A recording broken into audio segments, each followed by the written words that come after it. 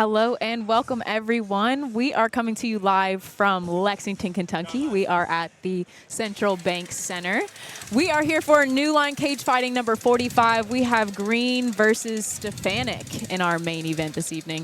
Commentating from the booth, we have Bailey Manley over here at the end. Boy Wonder. Yeah, we got Colin, the outside dog Caprini, and I am the Queen of Sting. So yeah, we're going to get cracking here shortly with some jiu-jitsu matches, but while we're waiting, I'm pretty excited for several of the pro fights that we have on this card. Nate Williams and Kristen Ynastrilla is a phenomenal fight. I mean, those are two very accomplished guys with winning records that are, you know, it's hard to find guys with that much experience at 120. It's hard to get fights at 125. Oh, I believe it, yeah. So to have 50 fights, professional fights at 125 is amazing. Quite an accomplishment. Have you ever seen Nate Williams fight before? I've seen some of the footage. I've never gotten to see him live, but I'm interested to see how he'll deal with the grappling of Ynastrilla. We've seen Ynastrilla have a pretty straightforward. He's very good at entering the clinch safely. We saw him use some striking in his last bout here on those entrances, but he's very, very good at getting that body lock, Shinyaoki style. And once he has double unders, his success rate is extraordinarily high on body lock. Completely dominated Gage Mitchell, I think that's his name, with it on his last fight. Yeah, precisely. It was beautiful.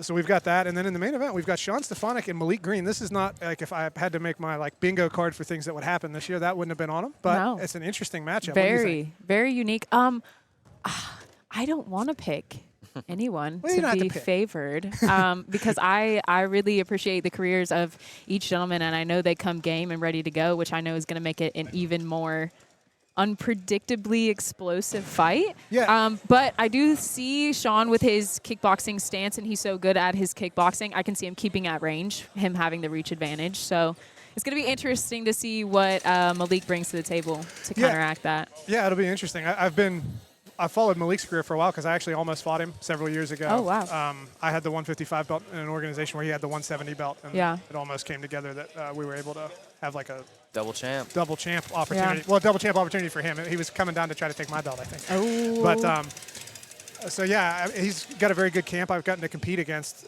one of his teammates. And we've seen him professional boxing twice at New Line. We've seen pretty good performances from him both times. But I know that he does have a good grappling background as well. He's very, very strong. Sean is very strong as well, though. So I'm interested to see.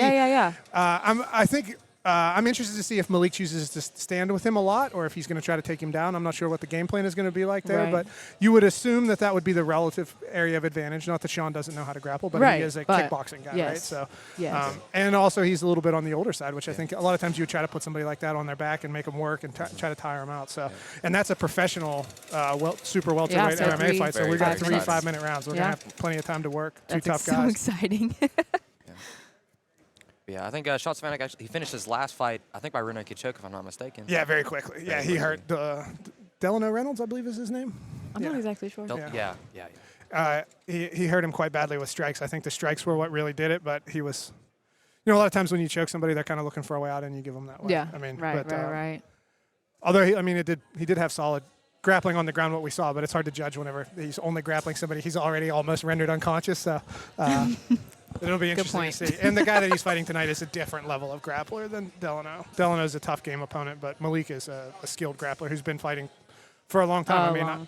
I almost fought him in 2018 probably, so it's been a number of years ago. So he's been around the block. Like the fight IQ of both fighters combined is just absolutely crazy. Yeah, and he's got Qasim in his Ruffin in his corner. Malik will, who's another super seasoned guy. He actually had the 145 belt at the same time that I had the 155 belt in that organization.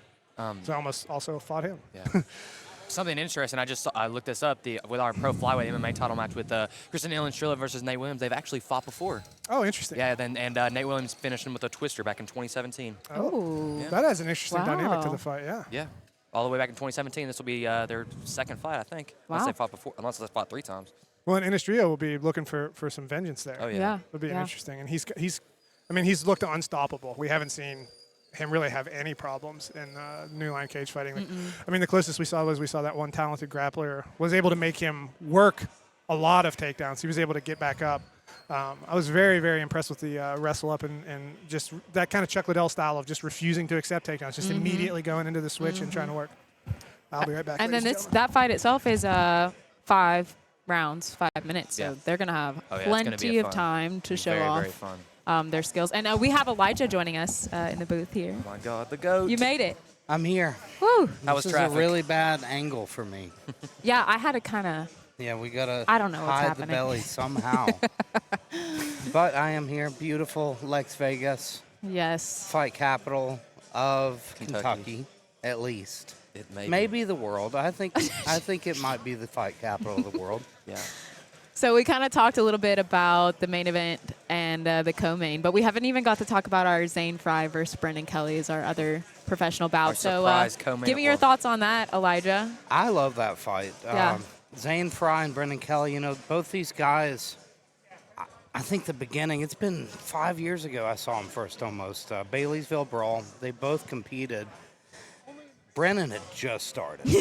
And he told me, I don't know if people know his origin story anymore because now he's known as a fighter. Right. He had his gym here in Lexington, and, he does a lot of stuff with the kids and the youth. It's like, American Ninja Warrior gym. That's his background. Yeah. Yep. He didn't have a fighting background.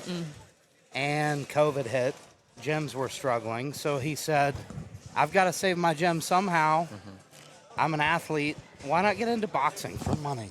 Uh-oh. Or I'm sorry. somebody caught me. So it's Colin. he's in a joke right now. I Colin, can't that's talk. the only time Colin Caprini could ever get close to a rear naked choke. Is that the Shots next main event of the grappling fired. card? Did you see? I didn't even feel threatened. That's why I didn't even react. I knew. I was like, this guy's grip is weak. But anyway, Brendan Kelly got into this to try to earn some money. He's like, I'm going to make some money boxing just to keep my gym afloat. And now it's become this whole other thing. At first, Brendan was all cardio, pace. He was just pushing people, especially in those 1 minute round tournaments. Oh my God. Cardio. I feel like he might be the king of the 1 minute round fights. 100%. You cannot keep up with the guy. He's such an athlete. He's got world records for, Running a mile backwards. running a mile Fastest time. backwards. He's also working on that pull-up record. He was talking about breaking David Goggins' record. The guy is full throttle with everything he does. Everything. Also one of the nicest guys ever. Oh, yeah. Very nice But guy. I think he's become a fighter. And more and more so, the guy's looking like a boxer. I think he really, truly understands how it works in there now. And I think, honestly, he's tough as nails. Oh, he really is. That's one thing about Brennan. You're not going to stop him. I mean, he had a major surgery not too long ago, and it was like a month later. He bounced back so quick. That was fighting. for his dirty boxing debut? Yeah. Something with his, I think his knee. His isn't leg. it? Yeah, he had a Zane compartment Fry, syndrome. on that very same card in Baileysville, same tournament, we saw him fight Ricky Luckadoo from South Carolina, and Ricky's a monster. And he came up short. He got knocked out bad in that fight, and I think he'd be the first to be like, yeah, he killed me. But we've seen Zane time and time again. He keeps coming back. He's always fighting the toughest opponents. He did that at the On amateur last-minute level, notice, too. He was anytime. in USA Boxing. I think, he came through USA Boxing with like an 0-6 record, too. Yeah. The guy has no quit in him. And I think he's one of those people that he just needs to make a few little adjustments. Zane could be special. He really could. He's just not quite 100%. gotten there yet. And we've never seen him really get stopped badly. Honestly, that's one thing that I was talking about this fight with BJ was, at the end of the day, Zane's tough. He's been in there with tough guys that really haven't put him down the way I feel like they thought they could have. Well, I think he's durable. Zane's a guy who I think would fully admit, too, it's a mental thing. He's having issues, and I think you see it in there sometimes. Zane is never in a blowout fight. The only blowout fight I've ever seen him in was Ricky Luckadoo. Yeah. Since then, he's in very tightly contested matchups. Yep. And it seems like at some point, he makes a mistake and finds a way to lose. And he usually loses the decision. But we've seen him picking up a few wins here. And that last fight, I thought he looked great against Taylor. I wasn't here, but I watched it, and I thought that was the best I've ever seen him look. Yeah. And I told Zane, earlier today, I was like, I don't think we've seen your peak yet. And I really believe that. I would agree with that 100%. So that's an interesting matchup. And, I really like the main event. Oh my Sean God. Stefanic versus Malik Greene. I'm probably saying that wrong. Stefanic, correct? I thought it was Sean Stefanic. Yeah. I always say it wrong, and I feel like they want to kill me. Yeah. I feel He's a like scary all individual. the guys from Hybrid are like, this they're guy intimidating. is an idiot. Yep. Uh-huh. But I really am a big fan of all of them, and I'm a big fan of Sean. Yeah. Sean is an intense guy. all he the takes time. this sport very seriously, and he's been around the block. But he's got a very tough opponent. You know, his last fight, this is a huge step up, I think, in the caliber of opponent. You know, Delano posed some challenges there, but I think Malik poses a lot tougher challenges, especially because we saw Sean take a little damage in that first fight. You know, he's getting started a little older. And, you know, I think he would be the first one to admit that, but he's a guy who's been around and sparring with top-level guys for decades. He knows the game. He's a world champion, you know, in striking. He's also got a great wrestling background, and I honestly believe Mr. Pat Kelly. Excellent to see you, sir. I'll be right across from that guy sitting there. Okay. Now, we got Brendan Kelly's father here as well. Fantastic human being, Mr. Pat Kelly. Now, as I was saying, though, Malik Greene, Maybe. very interesting cat. You know, we saw him box. Very good striking, very tight, sharp striking, and he's very dangerous. So I think he's going to pose some challenges on the feet, but I think Sean's X factor is wrestling. Sean's a high-level wrestler. People sleep on that, and you saw that's how he won the fight against Delano. He was able to get the takedown. He cracked him first, of course, but then he got the takedown, finished it with the choke. Here's the big thing, though, and I wondered about this a lot. I've thought about this fight quite a bit.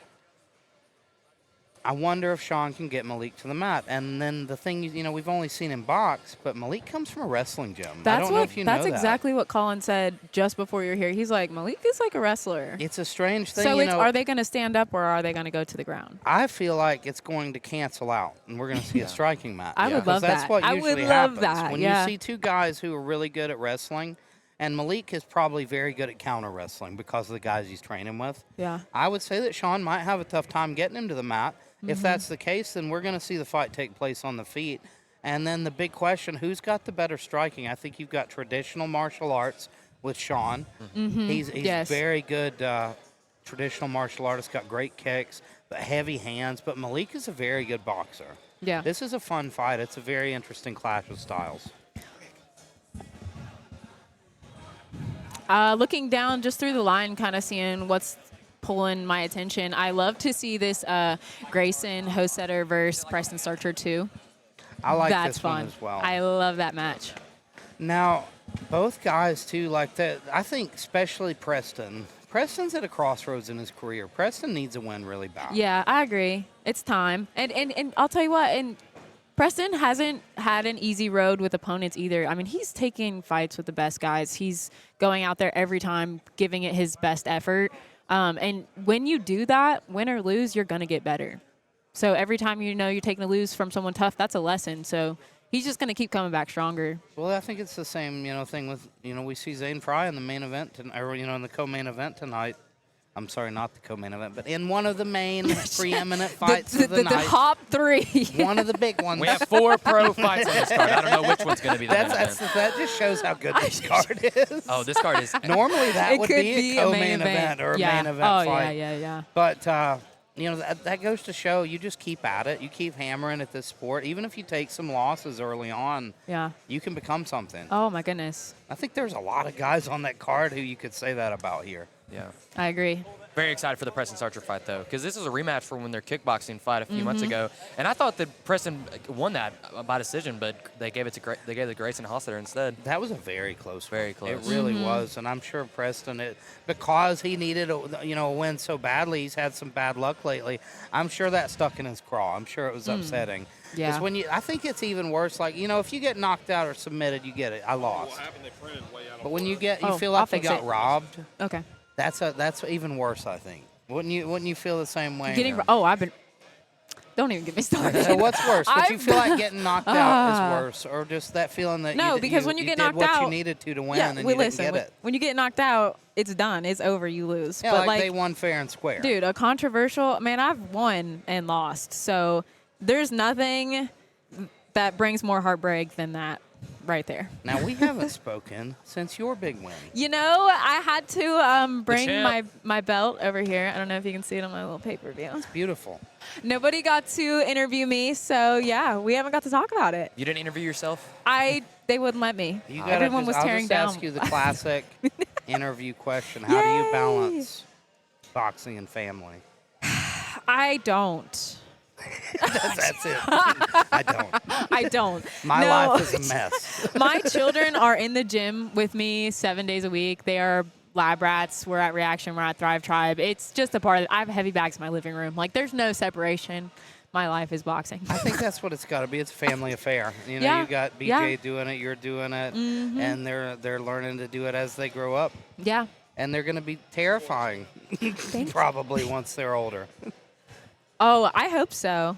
Having girls, it's scary, so I want them to confidently They're to probably defend going to be the themselves. most jacked children. Oh, they already in are. the world. Yep, they're already flexing, doing all that. I'm gonna like just start whispering like they need to rebel and just get fat like just don't listen to your mom and dad. Eat Yeah, pizza. you don't need to be Just eat in pizza. shape. Eat pizza. We eat a lot. I'm already corrupting Bailey Manley. Now I'm gonna start corrupting other youths. Yeah, I'm getting fat. No, that's just college. College, it's that freshman 15 Bailey Manley's putting on. I'm a junior in college now. He put it on late. You're always going to be a freshman. These are completely out of order. So These all out of order. I think we've got some excellent jiu-jitsu tonight. Oh, some so excellent excited. MMA. Now, Bailey, tell me, which jiu-jitsu match are you most excited about? It's got to be the main event, Anthony Vanderpool versus Zach Humpston. I mean, we've obviously seen Zach Humpston compete for us countless times. Former 205 champion, former 225 champion. He was double champ at one point. And now he's going against Anthony Vanderpool, who's the 195 grappling champ. It says 205, but I'm So tell me actually about 205. Anthony Vanderpool. I've been watching a lot of his stuff. You know, he puts out a lot of Yeah. videos. Okay. I Really got you. interesting I'll beat him guy, up. and I'm sure I've seen him grapple a couple times. Really slick. Yes, I very- think he's going to pose a unique challenge to Humbertson. yeah. We've seen a lot of Humbertson. He's currently holding that belt. What do you think's going to happen in that one? Anthony Vanderpool, he won the championship off of Ethan Goss, who's a grappler that I respect wholeheartedly, a black belt out of Next Gen BJJ. And then Anthony Vanderpool is I think he's a brown belt now out of Valhalla in Frankfurt. But he is I think like how, like I said, that boxing is her life, grappling is his life. He's put all his time into grappling. He's a professional grappler. He's uploads a lot of videos, and I think he's training every day to defend his belt and to be the best grappler he can. But I'm very Now- excited for him versus Zach Humpston because again, Zach Humpston also grappling is his life. Colin Caprini, he came up like he wanted to get on the mic, and now he just sitting just down. wandered into the cage. Crisscross applesauce. And he's just sitting there in the cage, out. like he doesn't know what to do. He's like, I was supposed to be on the mic. Now he's just being all lonely. He's pouting there in the middle of the cage. Are we gonna Aw, get wish we could Colin get him and on be the camera. announcer? That'd be awesome. I have those cue cards for you. You see how professional we've got. We're getting it together, guys. We have an app. Do you now. know how got long I've told photos. Keith that we need these? It's amazing. Do you know how many years it's been that I'm like, hey, we should do that? And then he did it, and he was like, this is my idea. Of course. We should do this. I was like, yeah, that's a great idea, Keith. I wonder who could have thought of something like that. It was ChatGPT. ChatGPT. It's an AI. All of Keith's best friends are AI now. We basically have AI running the whole program. I mean, here. honestly, I kind of told him to stop posting all the AI posts on the, professional page. Keep it to the personal page, You're but what's wrong with He's this got to hire company. somebody for that. yeah, he said was no on way. to something with that stuff. The hospital bed beside the cage. I don't know. What do I know? So, ladies and gentlemen, I want you. Uh-oh. We are set to bring out the first grappling match. DJ, let's bring out the blue corner. Didn't move. Rick Pitman. We got to talk to him about camera angles. Can you hear us? I'm going to sue him for shooting me at this angle the whole night. I got to do this. Wait, what about me? I disappear.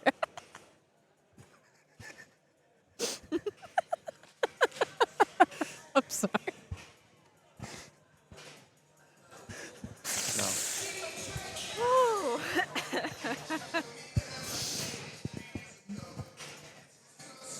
Ooh. camera adds 50 pounds. I like that we have our projector on the wall now.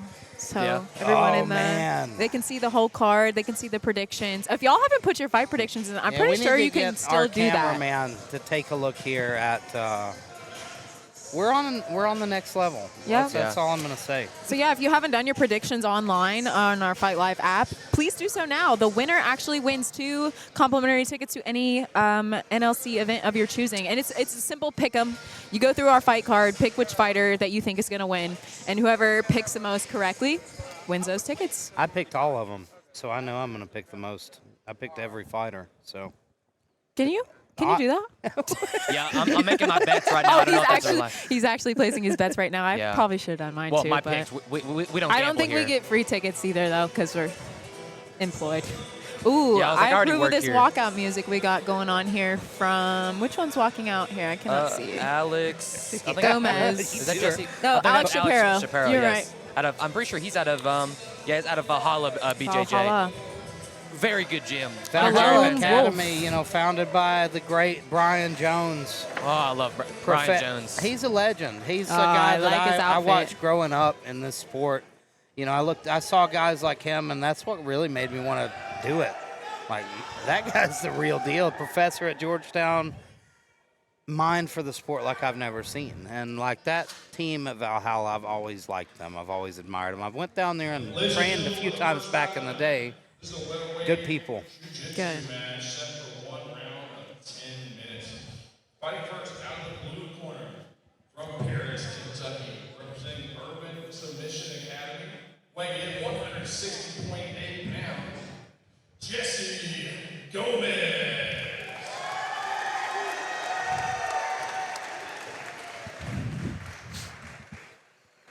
Fighting out of the red corner, making his 3rd appearance in the NLC. 29 years old, from Frankfort, Kentucky, representing Valhalla HHA. He weighed in 162.4 pounds. The lone wolf, Alex Chaparo.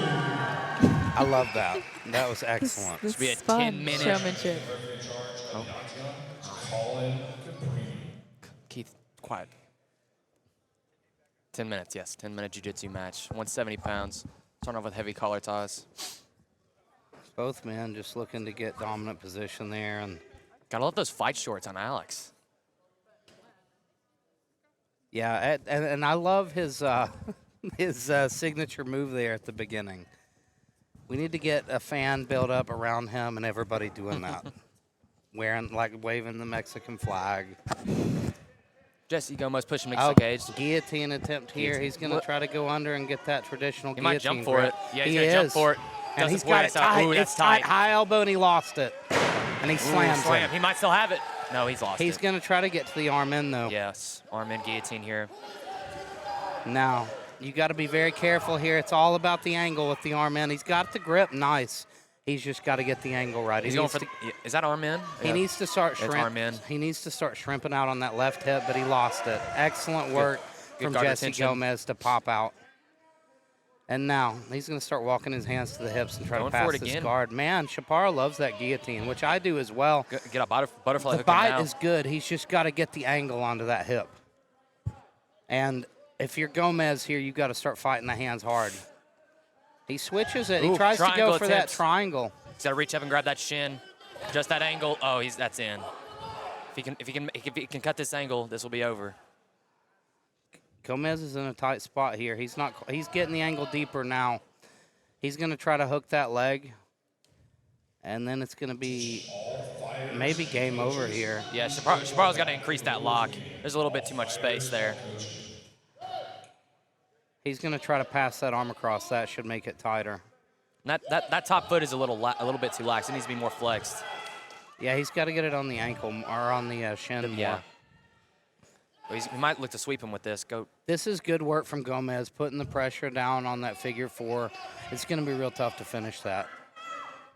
Now he's going to step over the head, but Chaparo's doing a great job controlling that leg. That's what's stopping him there. Gomez still in a very tight spot. He's got to try to get an arm inside or, Yeah, Chaparo's got to move that arm across the waistline. It'll make the lock even deeper. It's all an angle problem. That's the only issue. Switching to an armbar now, belly down. Switches it back to the triangle. Yeah, he didn't like he the got feel out. there. And now Gomez is Looking out. to pass the guard. Gomez has got to be wise here because he can't keep going into that guillotine position because it looks like Chaparo uses that for a lot of wow. setups. Took the back there. That back little, take was slick. Little Yeah. lax, Alex Chaparo was it. And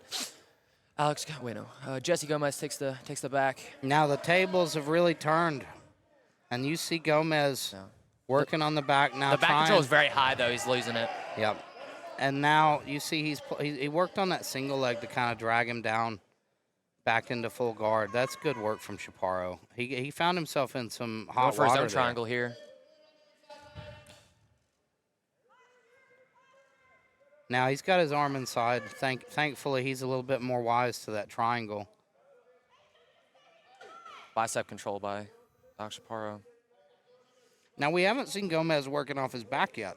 This is very interesting. You know, it's been mainly Chaparo working with that active guard, going for the constant guillotines and then this triangle and the armbar. Now let's see how active Gomez is. And he's going for the guillotine from top full guard. That's extremely rare. Yeah. Oh. Also not very successful. It just shows, though, how confident he is in that guillotine grip, Yeah. which I was like that. I used to be able to find it from a lot of places, never from there, though. Yeah. That's one place I never have been for it. They almost could use that as a can opener there, though, to pass. Oh, no arm in the guillotine though, but it's still possible with no arm in. He's not deep enough. His head's going to pop out. Yeah. It's tough to land the Omo there with no gi, especially, you know, once they get a little bit sweaty. Side control now for Alex Chaparo. Now, this is a good spot for Chaparo. He just needs to try to settle. Might be looking for a Darce here. He is. He's going down, trying to get that grip, but I think Gomez is wise to it. He's going to go back to the guillotine now. Back Drop to him his back for bread that. and butter, and he's got the angle a little bit better now. That one, I can't tell if it looks. He still needs to get onto the other hip. He's on the wrong There he hip. goes. Yeah, he got it out. With that choke arm on the right side, he Half needs to guard be now. on that left hip or on that right hip. Good shoulder pressure by Gomez. Now he's using that instep. He's going to look to pass, but that arm control, he's reaching over and he's got nasty control of the wrist. He finally lost it. So now he's going to start working that pass. He's in 3/4 mount.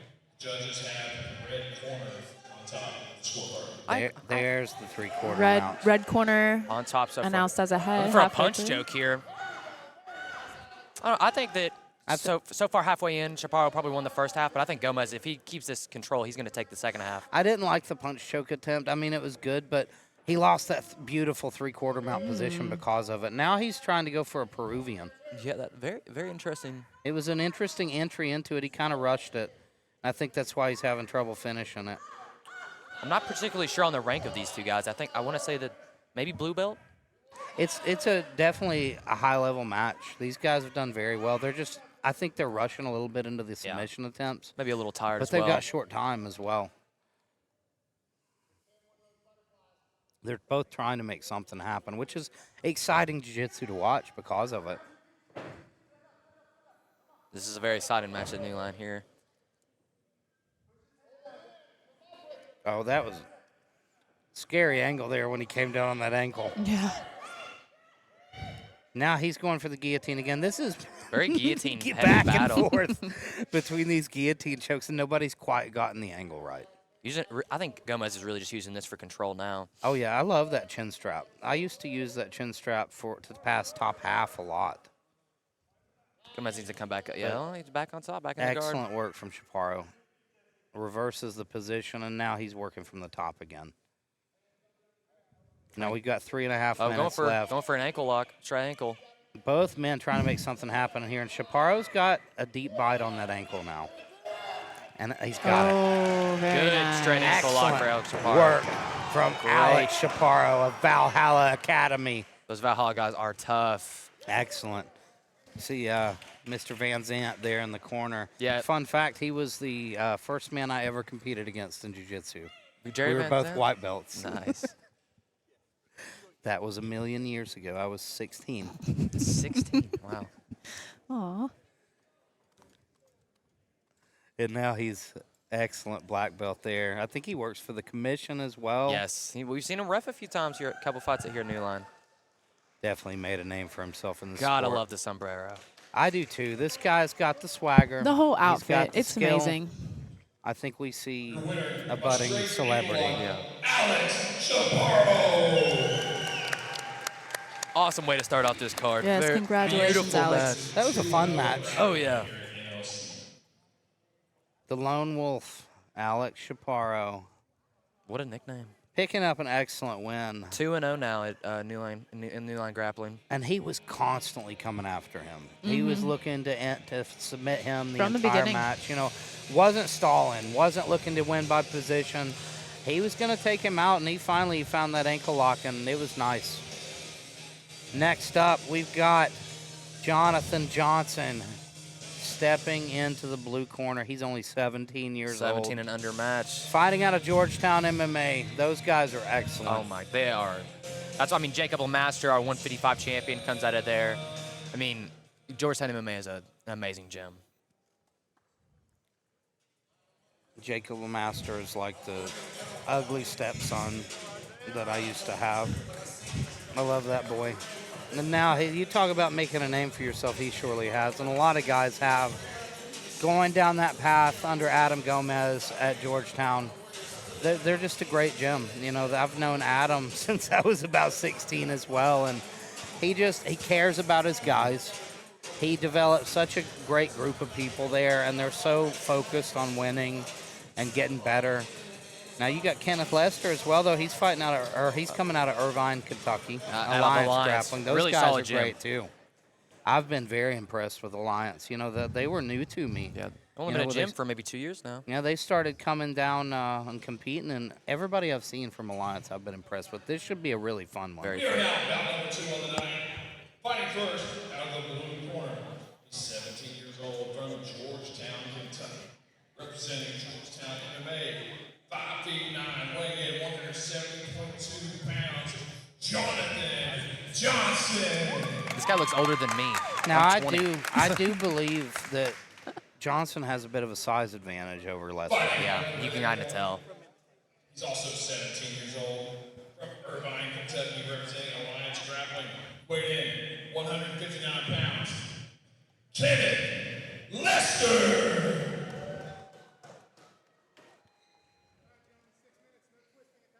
6-minute match here. No twisting attacks below the waist. That means no heel hooks, no reaping of the knee. No toe holds. Yeah, toe holds are fun. That sucks. No, well, they're technically twisting. Gotta let them twist a little bit. Let him instantly drops for it. Straight ankle. Both of them ready to go with the Straight ankle ankle lock. attempt here. Georgetown MMA, those guys are slick with ankle locks, and he's going for it right now. He's got him in a bad spot, but he's not deep enough on that leg. He's lost it. He's lost it. If he can get his ankle out. He's going to end up getting back into deep water if he's not careful, though. If he pulls on that head, he Oh. takes away the space. Uh-oh. He needs to put pressure on that knee and try to get that leg out of there because he's in danger. Or at least control the hands and the head. Now he's going for the guillotine. Johnson Guillotine. coming after him Yes, right very, out of the gate. very aggressive. And, you know, that's that style you see from the Killer Bees and Georgetown Drops for the MMA. guillotine here. It's tight, too. That's a tight one. Very, very tight. I can't tell if it's arm in or not. No, it's not. It's not. And he rolls him with it. He was going to try to go for the one arm, and his head slips out. But he's got him in a really nasty good. spot here. And it looks like Nasty he's back got take and the Oh, choke. and naked the choke tap. there. I couldn't tell. We were at a bad angle, but it Yeah, looked like it was yeah. deep. He sunk that in quickly. Excellent work from Jonathan Johnson there out of Georgetown MMA. Those guys are killers. Oh, yeah. You know, if starting out in the sport and you want to be a world champion, you're from this area, you go to Georgetown MMA. They get good so fast, They've too. created a few world champions already. You got Jacob Couch, of course. He started there. You know, he's with Pedigo now, but, he got his roots right here. Yeah. And I know Jacob Lemaster will do great things. Blue corner, Jonathan Johnson.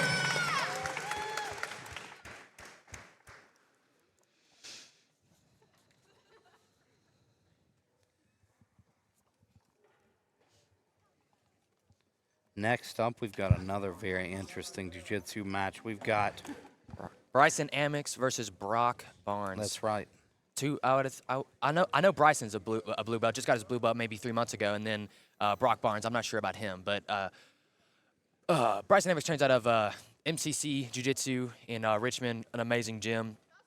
Under Sam Ferguson, I mean they're killers. I've trained there a few times. I've rode with Bryson, and he is. I mean, I was a blue belt rolling with him when he was a white belt, and I thought I was good until I rode with him, and he whooped my ass. Speaking of world champion Sam Ferguson, that man's a world champion as well. Carlson Gracie black belt. Lexington police officer. My butt years ago. I remember rolling with Sam, and I was like, "Yep, that's what the real deal is right there." Yeah. And also Lexington police officer as well. Yes. I ran into him outside. I told him, please don't arrest me. I'm not doing anything wrong. Yes. Does a lot of self-defense, competitive seminars. Just a very cool guy as very well. Cool, Sam's yes. very cool guy. Brock Barnes here, stepping into the blue corner, though, out of Bourbon Submission Academy. Second guy we've seen from there tonight. Now, Gomez came up short. And it's up to Brock Barnes to turn things around here. He looked great, though. He looked great. The Bourbon Submission Academy guys are good. 44 years old. He's in incredible shape as well. Also, I looked at it. Sean Stefanic is 54. Yeah, he is. 54 years old. And MMA. And scary. I know. Very. And then probably 4 or 5 times as good a shape as me, maybe more than that. Maybe like astronomically Like him better and Bobby shape Johnson than are me. like, how are you human? You guys can't be human. No way. It's those discipline. They've got so much discipline. I envy it. I don't even have much discipline. Middleweight jiu-jitsu matchup. Fighting first out of the blue corner. From Lexington, Kentucky, represents Bourbon Submission Academy. Standing 5 feet 11 inches, weighing 185 pounds. Brock Barnes.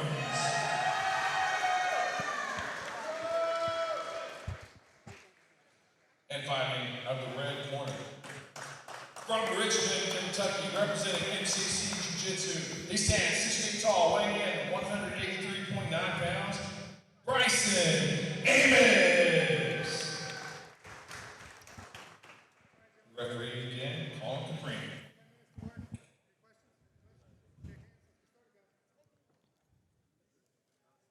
I've just got to say, I absolutely love the logo for Bourbon Submission Academy. Guard pull here for Bryson Amix. It is nice, isn't it? Bit of a size advantage I can tell from Brock Barnes compared to Bryson. And this is the first time we've really seen that tonight. You know, we've not seen anybody just come out and pull guard. Yeah. Definitely shows his confidence and his work off his back. And Barnes is wary of it as well. He's not just going to dive right in there. Bryson has an amazing guard. He has an amazing guard. He's trying to control the ankles here, get past that guard. Definitely wants to watch his He's feet. knee slicing through now. And he does a good job here. Let's see if Bryson can regard. Back with that front headlock position. I love that for control there in that position. It's tough to sweep, but Bryson does a great job. Lost the leg, but really good job with the elevation. Yeah, definitely got himself out of trouble there, and he's back to full guard where he wants to be. Very calm as Brock. He's not. He's very settled. Oh, you can just see the experience of both these men. Trying to break the posture here of Brock is Mr. Could be looking Amix. for a bump sweep. That's exactly what he's working on, that hip bump Kimura series, which it works so well if you chain them together. Just keep threatening the base. And a half guard now. He's in that Z-guard position. Yeah, like he's going to try to set up either a scissor sweep or go under for that leg, and there he goes. Same position from earlier.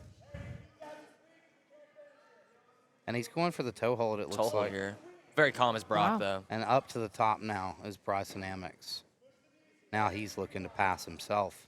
And he's going for that leg lace pass. And now the Kimura lock from Brock. That's excellent work. Now it's all about hips. And now that's what Bryson's doing there.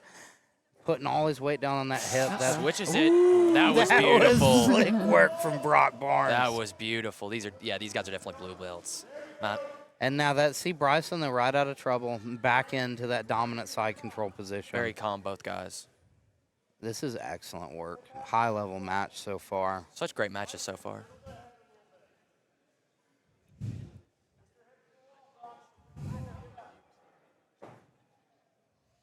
Brock trying to get back to some form of guard here. He's got that knee shield now, and now he's hooked the leg. He's got half guard, and he's trying to sit up here.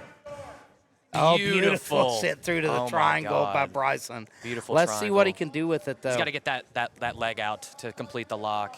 He's got that Brock's doing a great butterfly job hook of smashing stuffed. Yeah, stuffed up under him. And now Brock's out of danger. That's very good awareness there. But what an entry by Bryson Amix. I've never seen it like that before. That was nice. It was beautiful. Got this good knee shield Bryson does. Bryson is playing that reverse Kimura. He's trying to get to that reverse Kimura position, which is super tough to deal with there from the guard. Trying to break that Z guard with Brock Barnes. Now he's going for an arm drag and trying to get behind him here. He's going to try to go out the back door, it's looking like. And there he does. Got a good wizard. Now they're in kind of a dogfight position, and Bryson drags him down to the mat. And he's got great control. Let's see what he can do with it.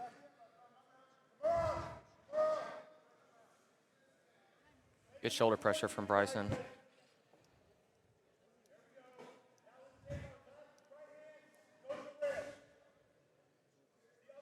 Bryson Looking going for an Ezekiel choke here. Brock's wise to it, though. Brock's been there and done that. It's going to be tough to catch either of these guys, especially in this amount of time. Maybe he was trying to switch to a Kimura there. I love that chin strap, but he was trying to get those hands together. Yeah, the chin strap works so well, setting up Darces, guillotines, anacondas. Now he's almost through to mount. He's got that kind of three-quarter mount position. And now he's in the full mount. Full mount here. And he's going for the Ezekiel again. He keeps thinking about that Ezekiel. Brock's doing a good job of keeping his hips down, not letting him come up. Brock's defending very well. He's very wise to what Bryson's trying to do here. But he just keeps going to the well, keeps going there, and eventually... Looking to take the back here is Bryson Amix. I think he's either thinking armbar or thinking back take. Whichever. Might be looking... That was nice work. But Brock did a great... In. Brock was so wise to it.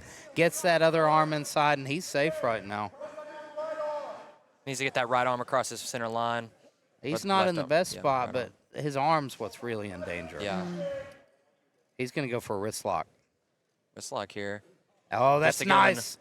Just to get him annoyed. Oh, you could finish that there. That's nice. He's going to finish it.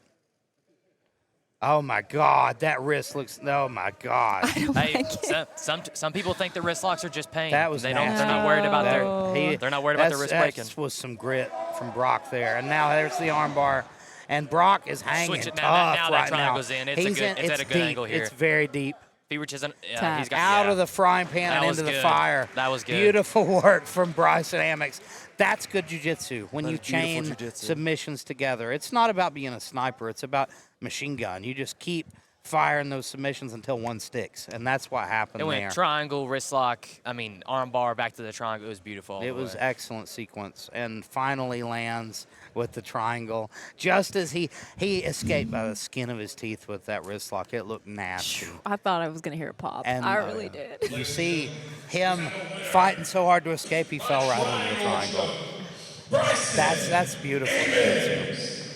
No, that's the most annoying thing when you got someone in a triangle and you start getting in that wrist lock. Oof.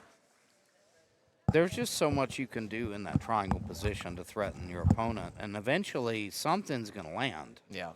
Once you learn to chain your submissions together, that's the real difference between white and blue belt jiu-jitsu and purple, brown, and black belt jiu-jitsu. And that's like kind of first day stuff. Is that like that cycle of like triangle, armbar, omoplata. And that's why you drill it constantly, because that chain, that's such a big part of jiu-jitsu, is learning to chain your techniques together. That's why you learn it first day.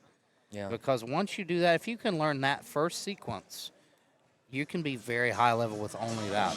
Guys like Hicks and Gracie, they did one thing. They just did it so well, nobody could stop it. The best grapplers aren't the ones that know 1,000 different moves. It's the one that have practiced one move 1,000 times. I think a lot of the old school guys are like that. You see, Hickson, you knew what he was going to do. He's going to go take you down, mount, armbar, or take the back if you gave up the back, and then it's over. Either armbar, rear naked choke. But it worked. Coming up to the cage, Ray Cornett out of Hurricane MMA coming out with a bit of a celebrity in Harry Hunsucker, former UFC fighter, as well as an amazing haircut for Ray Cornett as well. I haven't seen that fella in a long time. Harry Hunsucker, very good guy. Runs Hurricane MMA. Is it Hurricane? I think it's Hurricane. It's either Hurricane Jiu-Jitsu or Hurricane MMA. I'll look real quick. Very, very good. Yeah, Hurricane MMA there in Berea. And then Harry Hunsucker is, well, I mean, probably one of the best fighters to come out of Absolutely. Kentucky. UFC veteran. He had some very tough opponents. You know, he fought Tai Tuivasa, who's a monster, long-time heavyweight. But the big thing I like about Harry Hunsucker, Harry is always giving back to the community. That's one thing I like about him. When he started getting big, I was always seeing him and his gym doing charity events, things like that. Fighting first, out of the blue corner, representing Hurricane MMA, Berea. Weighed in at 205 pounds. 24 years old. Sweet Ray Cornett. Very slow on that one, Keith. Come on.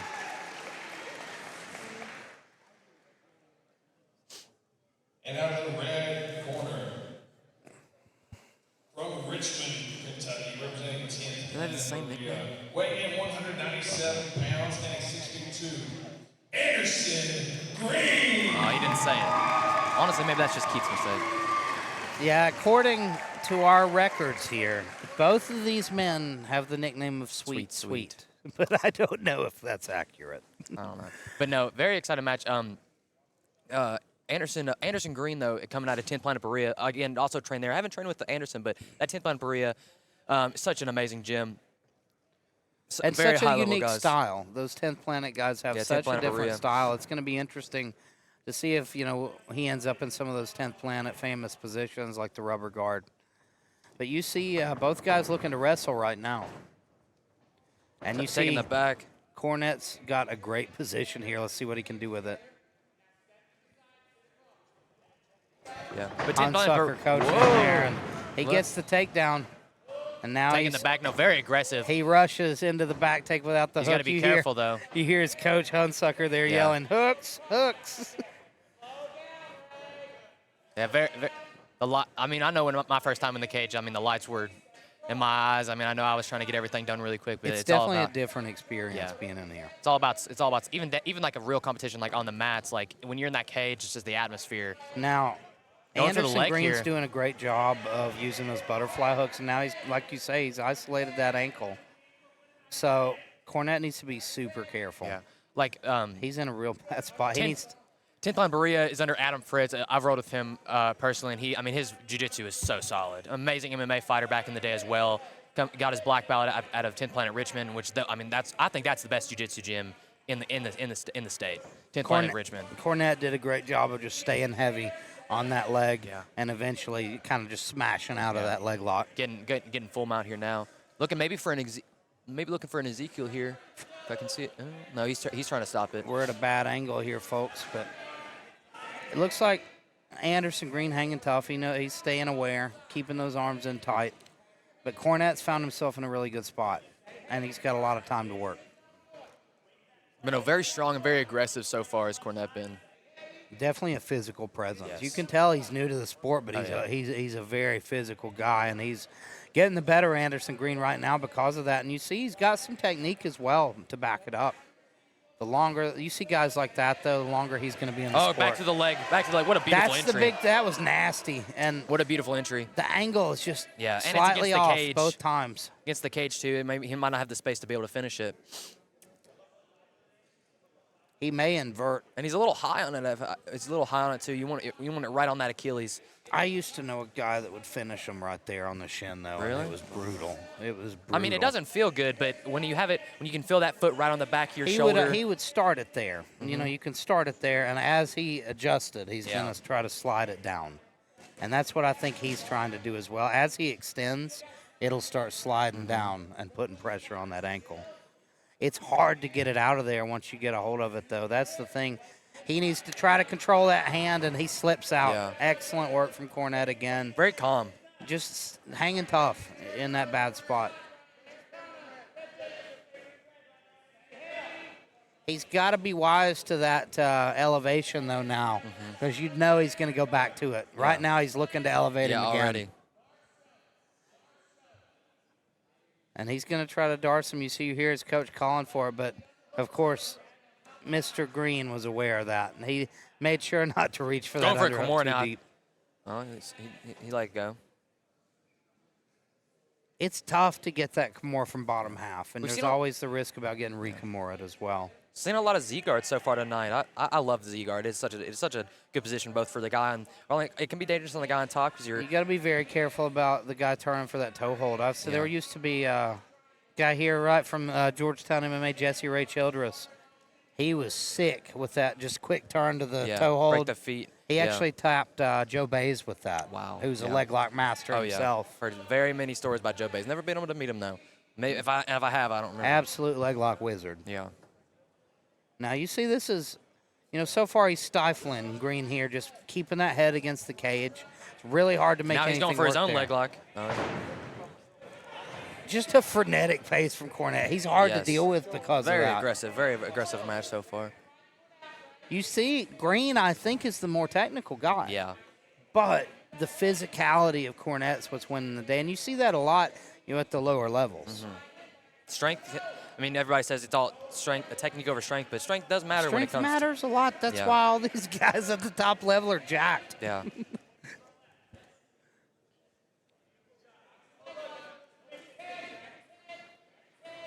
Now, technique, I think, definitely matters more. Now, this can opener's nasty. Yeah.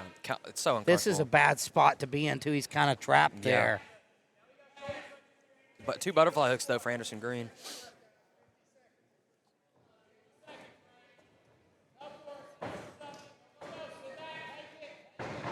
And he's going for that ankle lock now, but does he This have... might be it. This could be it. He's belly down. I don't think he's got it. And now he's going to end up on bottom, which we haven't seen.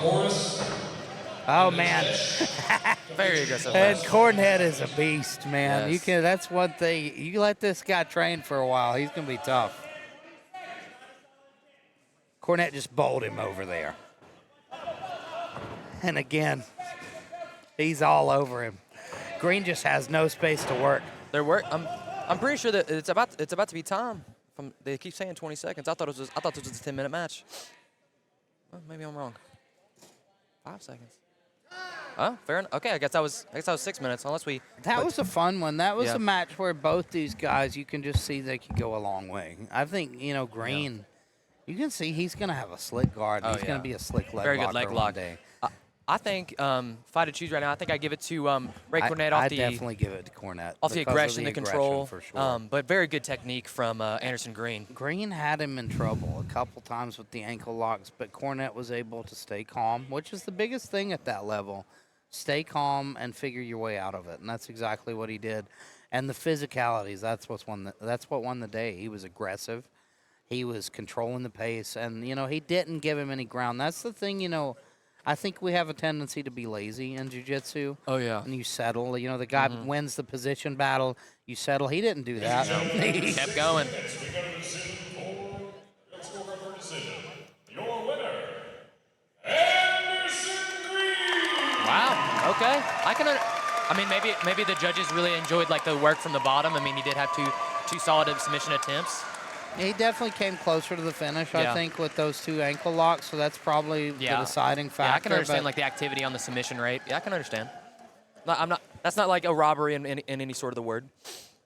I think if I were Cornett, I'd probably be frustrated with it, though. I could go in feel there. like Yeah. neither submission attempt was too close. Yeah. And I thought Ray's at that ankle lock toward the end was the closest one of the match. But what do we know? We're just the commentators.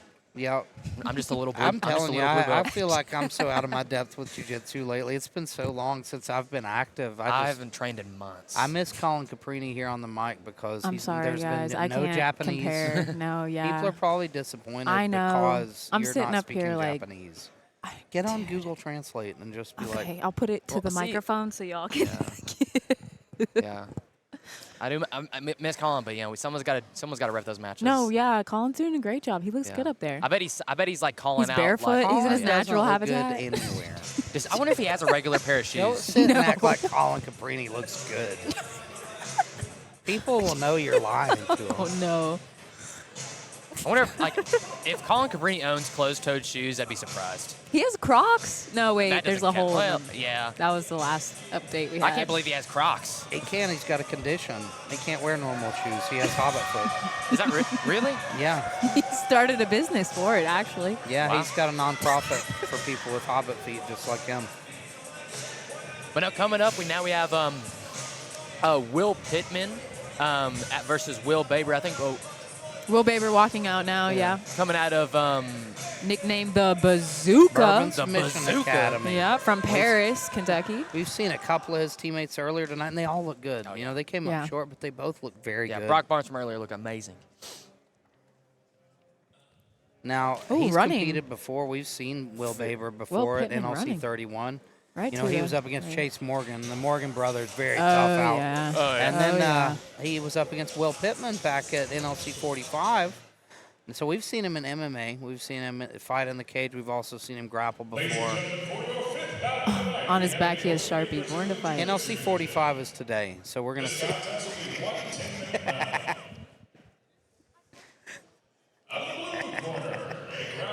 And this is Will Pittman. 0-0 losses, fighting out of Bourbon Submission Academy, Will Bazooka Baver!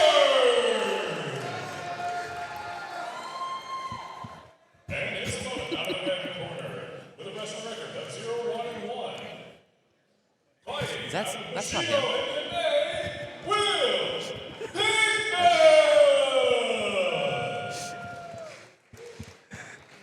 I'm like Ron Burgundy. If you put it on the paper, I'm going to read it. What'd you say?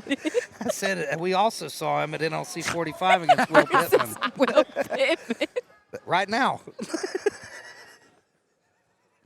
We're seeing it live. You see the future. Who wins this one? I can't tell you. I should have brought a highlighter for you. Highlight what you say, what you don't say. And now we are underway. No, both very high-level guys. I mean, and wins. Well, I mean, Will Pittman. I mean, he's draw against John Cooper, who was a champion here. I want to say 185-pound champion for us. And I mean, he's a purple belt, so we got to know that these guys are very high-level guys. To draw with someone like that.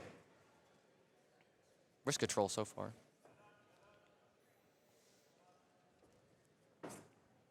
Very technical hand fighting battle going on right now. I like folks. the little swag of Will Baber there. He's kind of got a little flow going on. I like it.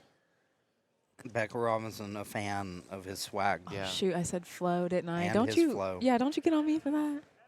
Hey, you got to have the flow. In order to do jiu-jitsu, you got to flow. Everyone knows that. It's like Flow Bruce Lee roll. said. It's like you got to be like water. And what does water do? It flows. Now, he's Good head position for Will Baber. Will Baber's going to drop down. And he's going to get that takedown. That was a nice Nice. slam. Beautiful double leg. I think he felt it like Oh. the guillotine was there. Yeah, well, guillotines have been famous so far tonight. Not Pulls guard one here. landed yet, though. Maybe That's the maybe big that'll thing. change. Oh no! Baber That was trying to go funky. for that leg lock, but Pittman's too slick. Single Pittman leg here. Spun right out of it. And he's So far, good takedown defense. Not bad. Pittman really hunting that guillotine. He sees it. Maybe look at taking the back here. now. Baber's wrestling's looking Good. sharp. though. Nice. Drags him to the mat. Keeps top position. This is good work from Baber. He's got him in top turtle now. And he's content to just ride him. That's why you kind of see a wrestling background from Baber. He's happy. You know, he's taking his time throwing the hooks and not rushing things. And he's flowing on top. That's great. Like, I mean. Going for I think a toe hold here. you called it, Becca. He has a nice flow. And that's Yeah, Nasty yeah. toe hold. Yeah, Nasty dude, angle. he Beautiful got work it. from Honestly, that Baver. was fantastic beautiful toe performance, hold start there. to finish. That was was a nasty entertaining. toe hold. Yeah. Got it quick. That's the thing with those toe holds, too. Once you got them, you got them. You don't need to wait long to find out. That was a nasty angle. Beautiful work from Baver, and I think it started with the wrestling. He had the wrestling skills to get that fight where he wanted it, or get that bout where he wanted it, I should say. For your winner by submission via toe, Will That Beautiful was competition work. there. And, you know, we talked about it earlier, wrestling canceling each other out. We probably saw that with Chase Morgan, up against another high-level wrestler. But here against Pitman, you saw a clear wrestling advantage from Baver, and that's what won the day for him, I think. He stayed safe, too. Pitman was dangerous. He really had some nice submission attempts, but Baver was not tricked into falling into any of the traps, and then he lands his own beautiful leg lock. That was a great match. That was my favorite so far, favorite finish. Very, very nice fight. Now coming up, we got our main event on the grappling card. Anthony Vanderpool versus Zach Humpston. Anthony Vanderpool, our 205 grappling champion. This will be our first ever 3-round, 5-minute, 3 rounds grappling match. Judged by each round unless there is a submission. Very, very. I've never seen a jiu-jitsu match to have rounds, so I'm very excited. Definitely new to me as well. I think it's going to force the action, though. Yeah. These guys don't have much time to work. And with these high-level guys, a lot of times there's a feeling-out process when you see two black belts roll. But in this occasion, you got short time. Each round, you're going to have to think of things differently. You're going to have to change your approach. You're going to have to try to win rounds. Yeah. Just like, it's an MMA fight. Yeah, Zach Humpston, a very experienced black belt. And then Vanderpool just recently got his brown belt, actually. I've been very, very impressed with the growth of Zach Humpston over the last several years. Zach has always been really good, but I think Zach never had time to focus on himself as a grappler. He's always coaching. He's helping with the kids program. He's helping, teach classes. And it's really tough, that, Becca, when you're coaching to focus on you, like as a fighter. Yep. I think he's taken the time to really be able to do that and to enjoy, growing and competing. Yeah. We've seen a different Zach Humpston the last couple of years, and I think that this is a fantastic matchup. For your 6th bout of the night, we go to light heavyweight in jiu-jitsu for the title. Fighting out of the blue corner, standing at 5 feet 10 inches tall, weighing in at 202 pounds. Fighting out of Fairmont, West Virginia, the challenger, Zach Humpston. Emphasis on the hump right there for the announcer. And his opponent out of the red corner, standing at 6 feet tall, fighting out of Frankfort, Kentucky, and Valhalla, AJJ, the champion, Anthony Vanderpool.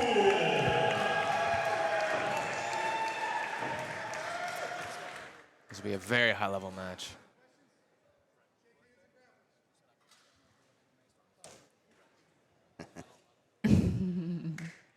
On the promo, it said that people think this is going to finish with a first-round submission. Maybe. And we've seen Vanderpool, run through a few guys. He defeated Danny Cornett. He defeated David Richardson, Ethan Goss. Ethan Goss, Anthony Vanderpool beat him, yeah. That's right. Actually, he did. Yeah. I thought you were talking about Zach. But no, Zach Humpston, that was his last match. He ended up popping his knee against Ethan Goss for the title. Ended up losing his title, and then Anthony beat Ethan. Now, this is a very fast. So right now, Vanderpool's holding the title. Yeah. That's my apologies. I didn't see. I missed that. Yeah. fight Corrected you with, like 2 times. Humpston. Yep. You're out of the game, man. Oh, yeah. Now Vanderpool, I've been keeping an eye on him. I've been watching him on social media. I like a lot of his I do jiu-jitsu too. videos. You can tell he's a real student of the game. Interesting personality Yeah, as well. it's He a trains unique personality. everywhere. I mean, he's strict. I think Humpston's that way as well. That's Yeah. one thing about both these guys. They like to go get different looks. And I think that's how you grow. Oh, 100%. I think Anthony Vanderpool trains 10th Planet Berea. I mean, he's out of Valhalla. There used to be this weird, old school mentality about, loyalty. You shouldn't train anywhere else. And that's silly because, how are you going to grow if you don't get different looks? You can't always be the best in the gym. When I first Started, that's what I thought. I was like, I can't cheat on my gym. And I'm like, it's not a girl. Just go train. No, like, go train with everybody. Go learn something. Everybody's got something to teach you. Yep. And I think both these guys understand that very well. And Humpston trying to elevate, go for the leg lock. Vanderpool is doing a great job. Yeah. He's got a good base. Very tough to elevate him. That's the good thing about cross-training. Sometimes you'll go to gyms and you'll be like, dang, I'm the best guy here. And then you'll go to other gyms and I'm like, I don't even know what I'm doing anymore.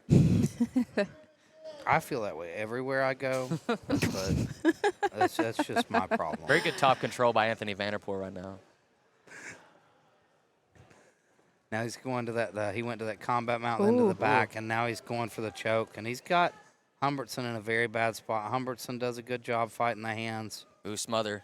But Vanderpool's doing that, almost that Danaher system. He's controlling that that far side hand. This is a tough spot for Humpston to be in. He's got 2.5 minutes to work here. And that would be something if Vanderpool could take him out with a first-round submission. That would be amazing. Very Wouldn't that be impressive. crazy? Oh. To retain the title. I got money on that. I got this going to the decision. What are we talking about? No, we should not be allowed to bet. You've been mentioning betting like all night. He really going to has. jail, Bailey. He really has. I'm only 20, guys. I'm not 21 yet. This boy. What are we teaching him? We need to send you to the Army. That's Oh my what I God. think. I'm in college. I'm going to send you off to Iran. That's what my uncle always tells me.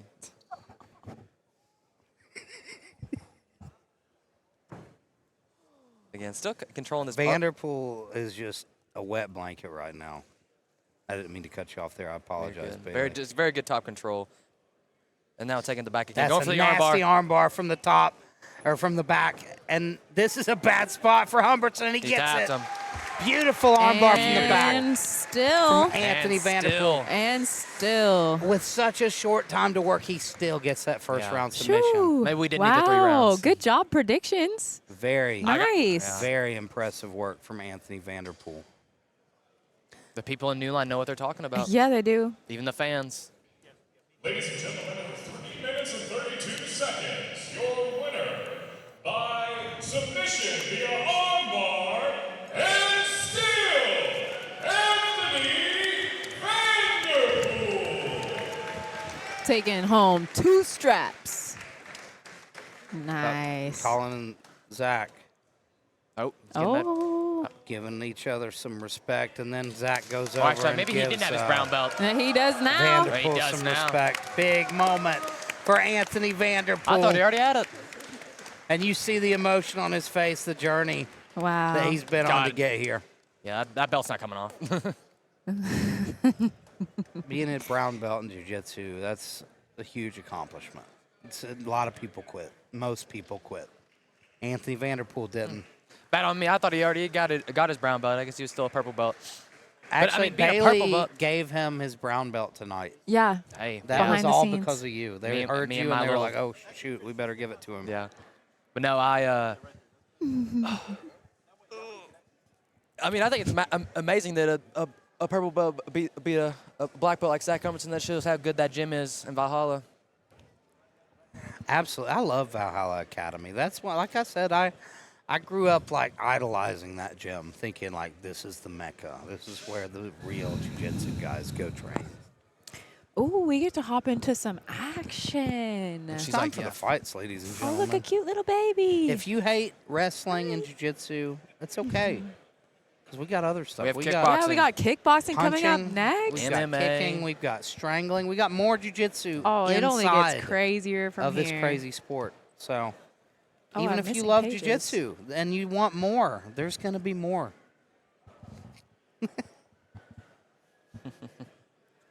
So now, ladies and gentlemen, we're about to get underway. To the main card. Now tell me this, Bailey. What fight are you most excited for? Ooh, I love watching Chris and Ynastrilla fight. I think that's my that pro flyweight MMA title fight, and seeing someone like Nate Williams, who I don't think I've ever seen someone with that much experience fighting, 33 and 23, over 50 pro fights. I mean, I can't wait for that. Just to see the absolute masterclass on that would be amazing. Very excited to see who wins. I mean, Nate Williams won the first time. We got Matthew Lorraine, Tristan Franson getting ready to walk out. Now that's an interesting one. No, I train with I've trained with Tristan for years now, and his kickboxing has developed so much over the time I've known him, and he keeps getting better and better and better and better and better. All right, now Lorraine's he's the 7th ranked amateur featherweight in Kentucky. So he's climbing those ranks, looking to make a name for himself. He's already got a win over both Starcher brothers. He beat Preston Starcher. He submitted him in round 1. He also submitted Sheldon in round 1. So back-to-back, beat both brothers. There's like a blood feud going on between Matthew Lorenz and the Starcher brothers, which he came out on top of. And then, we just saw him again kickboxing back in April up against Tristan. I'm doing it again. Oh, my God. You did it again? I'm doing it again. That's happening right now, That's happening right now.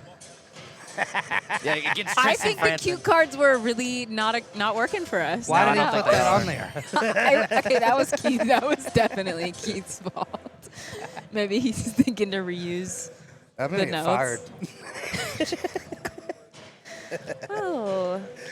And Tristan Franson, though, that's tonight. Didn't happen yet. He's also on a big tear. We saw him. You're good. 2 knockouts. We've got a submission artist versus a knockout artist.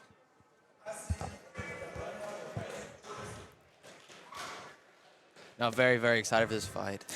We have Matthew Lorenz making his way to the octagon. He fights out of Hybrid MMA here in Lexington, Kentucky. I wouldn't be surprised to hear a little bit of a buzz from the crowd, us being here in Lexington.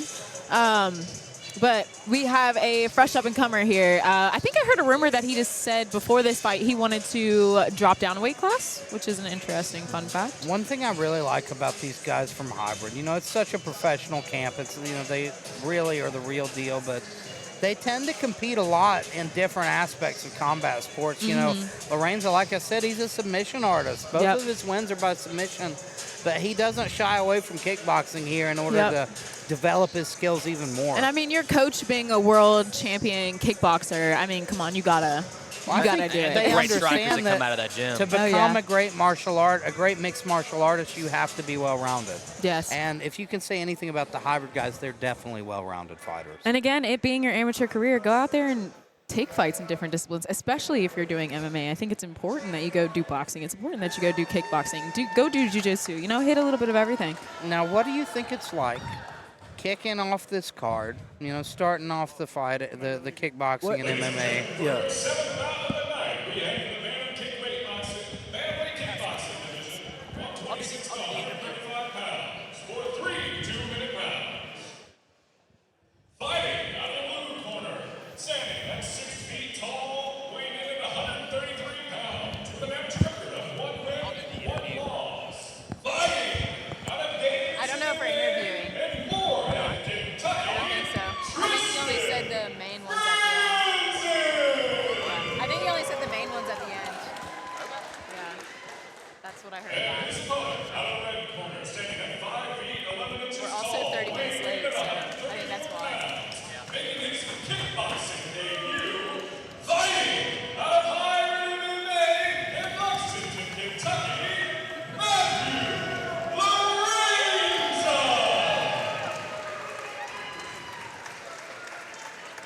As I was saying, how do you think Matthew Lorenzo feels kicking off this card with his coach headlining?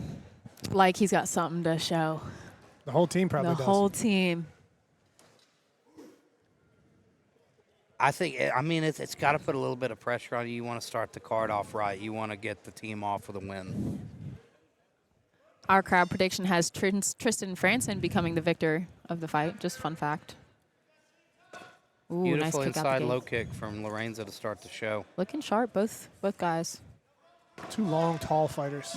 Another inside low kick and then an outside nice. low Chopping kick. him down. I like that. Ooh, man, his combinations come off very quick. And then he's stepping right back out of range. Franson trying to work that jab. You're seeing a big kick-heavy game from Lorenzo so far, and then Franson looking to land with those hands. Franson did land a nice long left hand in that exchange. Franson landed a couple there. Yeah, Franson's using a lot of good forward pressure, stifling the kicks a Ooh, bit. nice little counter lead hook. One thing about Lorenzo, his chin way up in the It's air. very high. Yeah, it's a very upright posture. I feel like kickboxers have a bad habit of that. You see that a lot with Thai guys. Yeah. If the clinch matters, head height matters a lot. Yep. Oh, kick to the throat. See, I couldn't kickbox. That was a nice spinning kick. Ooh. Nice spinning wheel kick from Lorenzo. Nice little toss. A little bit too close, though. If he would have caught him at the end of that, we could have seen some trouble. Little warning from Matt Jones there. Franson, though, you see, he's looking to get in his face and put combinations He's doing together. a great job of bringing pressure, but he's getting tagged with some nice, clean punches from Honestly, Lorenzo. Though, I think Franson's getting through. I think he's going to just have to keep the game plan, keep pushing forward, and he's gonna start landing. Nice kick. But And another. he's got to start checking these because they're going to take their toll as this fight goes along. He's not going to be able to That's a have nice head kick by Yeah. Lorenzo. as much power and as So, I much mean, strength in those Lorenzo legs. is just shooting his combo, sliding out. Shooting his combo, sliding out, staying out of danger. It's that traditional martial arts style. You see, Yep. like Ooh, we're going to nice see in the main body event tonight, kick. you got the boxing style versus the traditional martial arts style. That's what is playing out here as well. And the big thing with traditional martial arts is distance management. He's doing a great job of keeping him on the end of those side kicks, not letting him get inside for too long. I would be leaning towards red corner taking that round personally. This is a close round. I think blue corner might have actually landed a few cleaner shots, but I think the pace and the majority of the shots were landed by red corner. Plus, there's a couple nice kicks to the body. Really resounded through the arena here. You Yeah. could feel them. Yeah. I think Franson had his moments in that round, though. That was a close round. It really was. I'm very interested to see how this looks going into deeper water. Once these guys get a little bit tired, which both are in incredible shape. 2-minute rounds, I don't know how tired they'll get, but they're putting on a pace right now.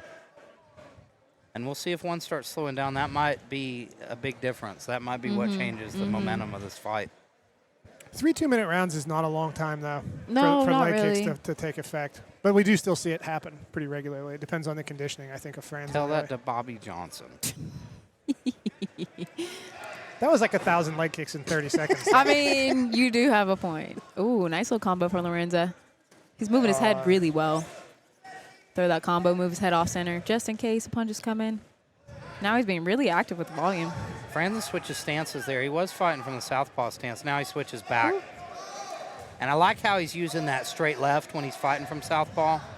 He's throwing it right down the middle, and it's catching Lorenzo. Ooh, nice That little was kick. a heavy low kick Yeah, it from was. Franson. I'd like to see more of those. Ooh, Oh, that was- caught one up top, but that's something. Lorenzo landed a nice right hand, but got caught low. Okay, I couldn't tell. I was hoping we weren't getting an injury. Yeah, he was working the adjustment on eating the leg kicks, but trying to answer with a straight right hand, and he did find a home for it, but he, Paid for it. yeah. Yeah. I think that might have been the clean. Shamefully, I think that might have been the cleanest punch from Lorenzo of the fight. He just happened to get caught low as he landed it. This is random, but I really like his headgear. I wonder what brand that is. Yeah, it's I the think- least intrusive. I was Yeah, thinking the it's same exact slim. thing. It fits really nice. do It's you- not You sliding should buy around. those and make everybody Do wear you them. think Yes. we need to see Lorenzo perhaps setting up those kicks with more punches? I think he's made the right adjustments. I think before he was coming in, he was kind of allowing Franson to just walk forward and use long combinations. I think, again, I say this all the time, but when you're really tall, you're probably not used to the other guy being able to hit you at the same range. And I think that's what we saw in that first 30, 40 seconds was him making that adjustment. Yeah, and He was Franson's getting very tagged on long. the end of those Nice punches. kicks right off the bat from Lorenzo, coming out strong. Excellent work with the low kicks from Lorenzo. Nice. And he's really not even throwing too much. Just a nice jab cross after his combination with throwing a kick, jab cross. Ooh, nice little push kick. Both trade push kicks there. This is a Yeah. great fight so far. Both gentlemen look very experienced as well. Again with the jab cross. That Kind was of knocks good him work around a from little Lorenzo. bit. Yeah, he's using the jab kind of as a parry to Yeah. knock the lead hand down and throw the rear cross. I mean, it's really just kicks, variety of kicks, and then a nice solid jab cross. And he's, ooh, there we go, a little lead Lorenzo I was gonna say, looking he much mixed in that better check now hook that that he's he throwing threw. punches as Yeah. Ooh. Oi. Both of those Doubled it body up. kicks The crowd's starting to get a little pop going from well. this one. Matthew Lorenzo is coming on in this round. Mm-hmm.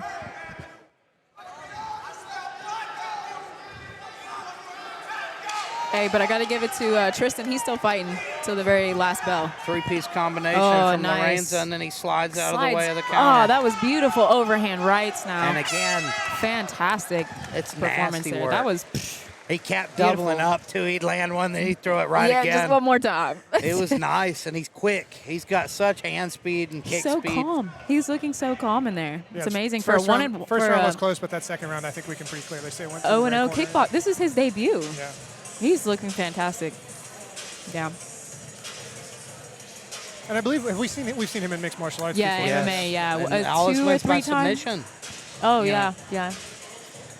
Twice, yeah. Beat both Starcher brothers by submission in the first round. Mm-hmm. Now you see what One of them prowess was- he's got on the feet as well. This guy's going to be hard to deal with. One of them was an inverted triangle on Sheldon, I Mm. Believe. Remember Sheldon took him down and he caught that kind of Yoko Senkaku from the bottom, the thing that Liam Harrison did to Tito Ortiz.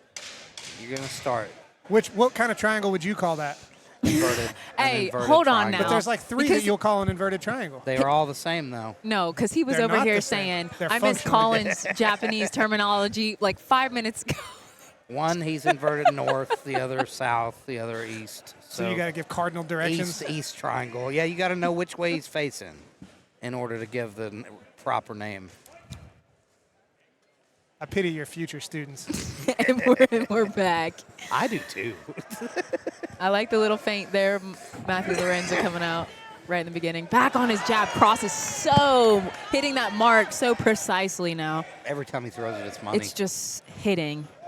Mixing in those kicks to keep his distance, and then when he's ready, I think that's really what he was missing in the first round. You know, he was, a little too kick heavy. Now he's putting it all together. ooh, caught one on the way Beautiful. in, Yeah, though. that was a nice left hand from Yeah, Lorenzo. knees to the body from Franson. And Franson. Franson's starting to check kicks this round a little bit more. Yeah. He did really well in that clinch exchange, too. I'm not going to lie with those knees. That was a beautiful question mark kick. Very fancy. sneaky work. Oh, caught one on the way. Way Not out as that much time. power on those question Ooh. mark kicks, but they're sneaky. You think they're going to the body, and then they whip it up to the head. Franson walked into that last cross from Lorenzo. He's got to watch out for that. It's one thing to get hit by it, but when you walk into it, it's a lot worse. Ooh, another one. Is that a jab? Yeah.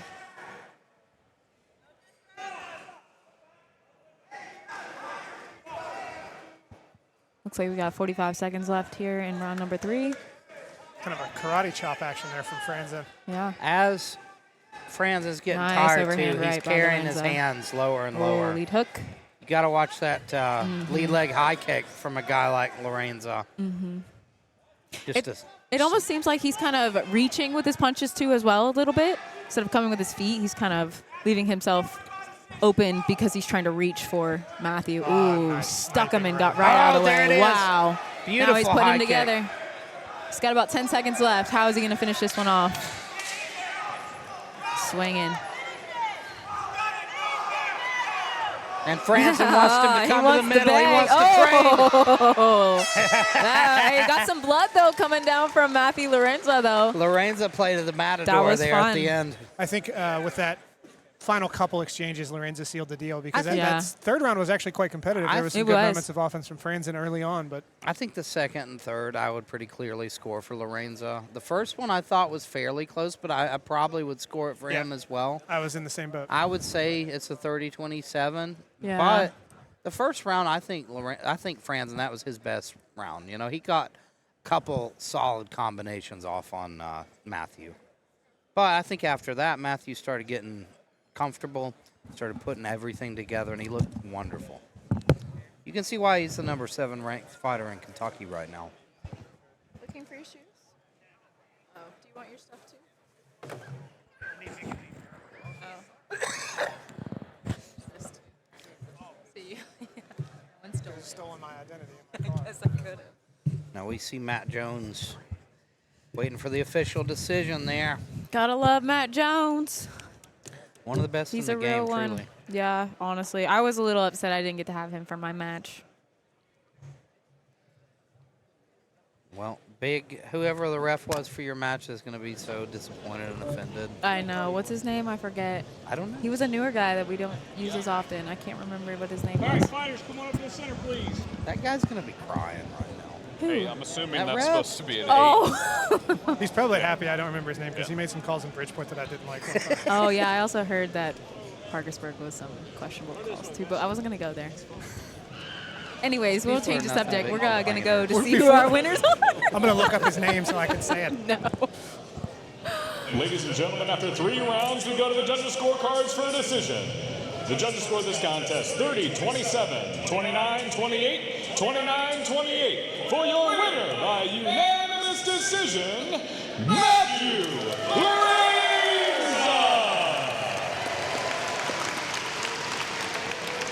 Next up, we have a bantamweight kickboxing bout. And I think we have a man that you're pretty familiar with there, Becca, Mark Morris. No. Yeah, yes, Mark Morris. He is training out of Lexington, Kentucky. He kind of does like a collab thing. So he was like an original Scrap Pack member at Reaction MMA like way back in the day. Took a little break, started training at Thrive Tribe, but he still spars every weekend at Reaction. So it's kind of like, you know, we're working together with that cross training. I But see he's been training over 10 years. He's been around a long time. Oh yeah. He just never got into fighting. And he's one of those that's like better late than never, you know? It's like, hey, you know, I know what I'm doing in this discipline, and he's been coaching kickboxing at our facility for a little while now, so I he's think like, let me go grow. that right there tells me a lot about him. You know, I feel like Colin was that way. I was that way. It's certain people, like, I trained for 10 years before I ever dreamed of fighting. You know, you see some guys, they don't train at all. No, they just and hop right they'll in there. fight. But you see how seriously that means Mark takes the sport. He knows what it is to step in here, and He knows what he needs to do to be prepared. That's correct. Yeah. Yeah, right. 100%. And his opponent coming to the ring now, I don't know how to say this name, so someone please help me. I would guess. Lamachain? Yeah, Lamachain looks right. We'll let the Lamachain. announcer tell us how to say it. But he Training is out of fighting out of VO2 VO2. Fitness? That's Yeah. correct, yeah. Now, I see, you know, some guys I'm not too familiar with there in the VO2 corner. You know, usually you got, you know, Teddy Bear and Joey Studer. Yeah. Couple unfamiliar faces, but that gym, they always come out in force. Always have solid guys. So, you know, when they bring somebody out, they're going to be the real deal. So I'm sure this is going to be a very interesting matchup. Even just based off of physique, it's going to be interesting. Mark is a very tall guy. This is his first time ever going to 135. His last fight was at 145. This one he's dropping down to 35. So he was a little worried about, you know, the cut. But he did a great job with his weight cut. He actually came to the gym before the event, hit the scales. He was back up to 152, I believe, today. So, like, doing that water cut, he did a great job with rehydration. So I think he's going to have a little bit of a size advantage. So we'll see how that plays out. Now, Yeah, and- Bajesh, he just moved to the United States from Nepal 4 years ago. And a lot of people So- will say that that is an excessive water cut. I think that's actually just the perfect I amount. think that's about average. Yeah, Yeah, about 10% about of 10. body weight is, Yeah, is 10%. perfect. Yeah. And Colin and Caprini again, is a weight cutting expert, as yeah, we all know. yeah. But the more you do He's it, never had anyone miss weight, I one night especially when not for a Kentu- title fight. Kentucky cursed us. I don't know what. traveling, dude, it's different. Well, yeah, I mean, usually I take that into account. The water here just doesn't make people sweat. And here It's comes the Mark water. Morris. It's Kentucky. It was- That's what it was. Yeah. Ladies and gentlemen, for the first round of the night, we have the bantamweight kickboxing for 3 2-minute rounds. Fighting out of the blue corner, standing at 5 inches tall, weighing in at 133 pounds, making his debut inside the octagon. Fighting out of VO2 Fitness in Newark, Ohio, by way of Nepal, Bajesh Lamichani. I think it's safe to say that Bajesh is the first Nepalese fighter we've had here. I believe so. We've had Kyrgyzstan. Second walk to the octagon. Fighting out of Thrive Tribe Boxing in Lexington, Kentucky, Mark Musa Morris.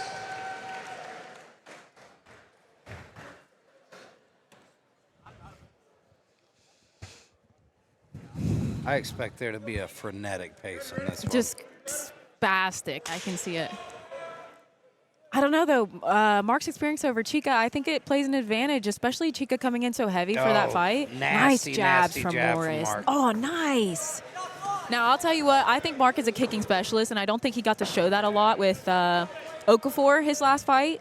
So I think he's really coming in here to show that he can do something. You can see the power that Mark throws into every shot he has. And Bajesh has thrown some good kicks of his own. He's been more like the karate style, right? A much shorter kick, but we haven't seen him checking any kicks yet, which is...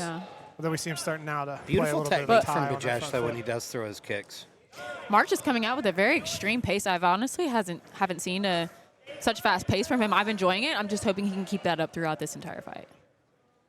Bajesh is going to have to do something about that jab of Mark. Oh, there's a nice sneaky little head kick from Bajesh. Goes for a hook kick there, it looked like. Yeah, I think he's got a lot of that Lyoto Machida style, very short kicks with the front foot, so he's able to sneak those head kicks in at a closer range than most people are used to. Do another hook kick. Nice little combo. Mark didn't like that one, went a little low. Yeah.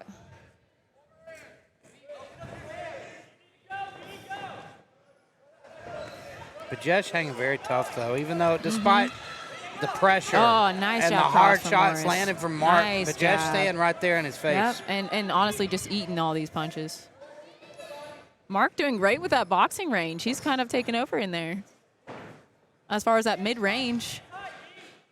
You can just see the experience of Mark. You know, Bajesh, very big young knee to man, the body 23 from years Mark old, just Morris. getting started, and you can just see Another Mark's been around a one. long time. Man, that was a nasty knee. Those are going to wear him down. Bajesh is landing some punches in that inside of space. He doesn't seem to have a ton of pop, but he is landing. I'm impressed with the kid. I really am. He's weathering the storm well. And honestly, he hasn't changed his facial expressions one time. I mean, he's still smile on his face. He's just fighting a much more explosive guy. And I'm sure that looks bad as far as a judging perspective, but he's hanging in this fight. Yeah, he's definitely still in this fight, and it'll be interesting to see how it plays out. Like Becca said, if Morris starts to tire later on, somebody who's there and throwing kicks and punches in those ranges is going to give him Morris problems. is in such good shape, he's putting everything he's into giving every a lot, shot. and he came out in that first minute, just bang, bang, throwing hard. He's breathing a little bit hard there in the corner too. You're gonna have that adrenaline dump about the end of round 2. You know, when you're going to the corner the second time. So. I'm sure this victory means a lot to him as well. You know, coming back after so long and coming up short to Chica, I'm sure he really wants that win. Oh, yeah, 100%.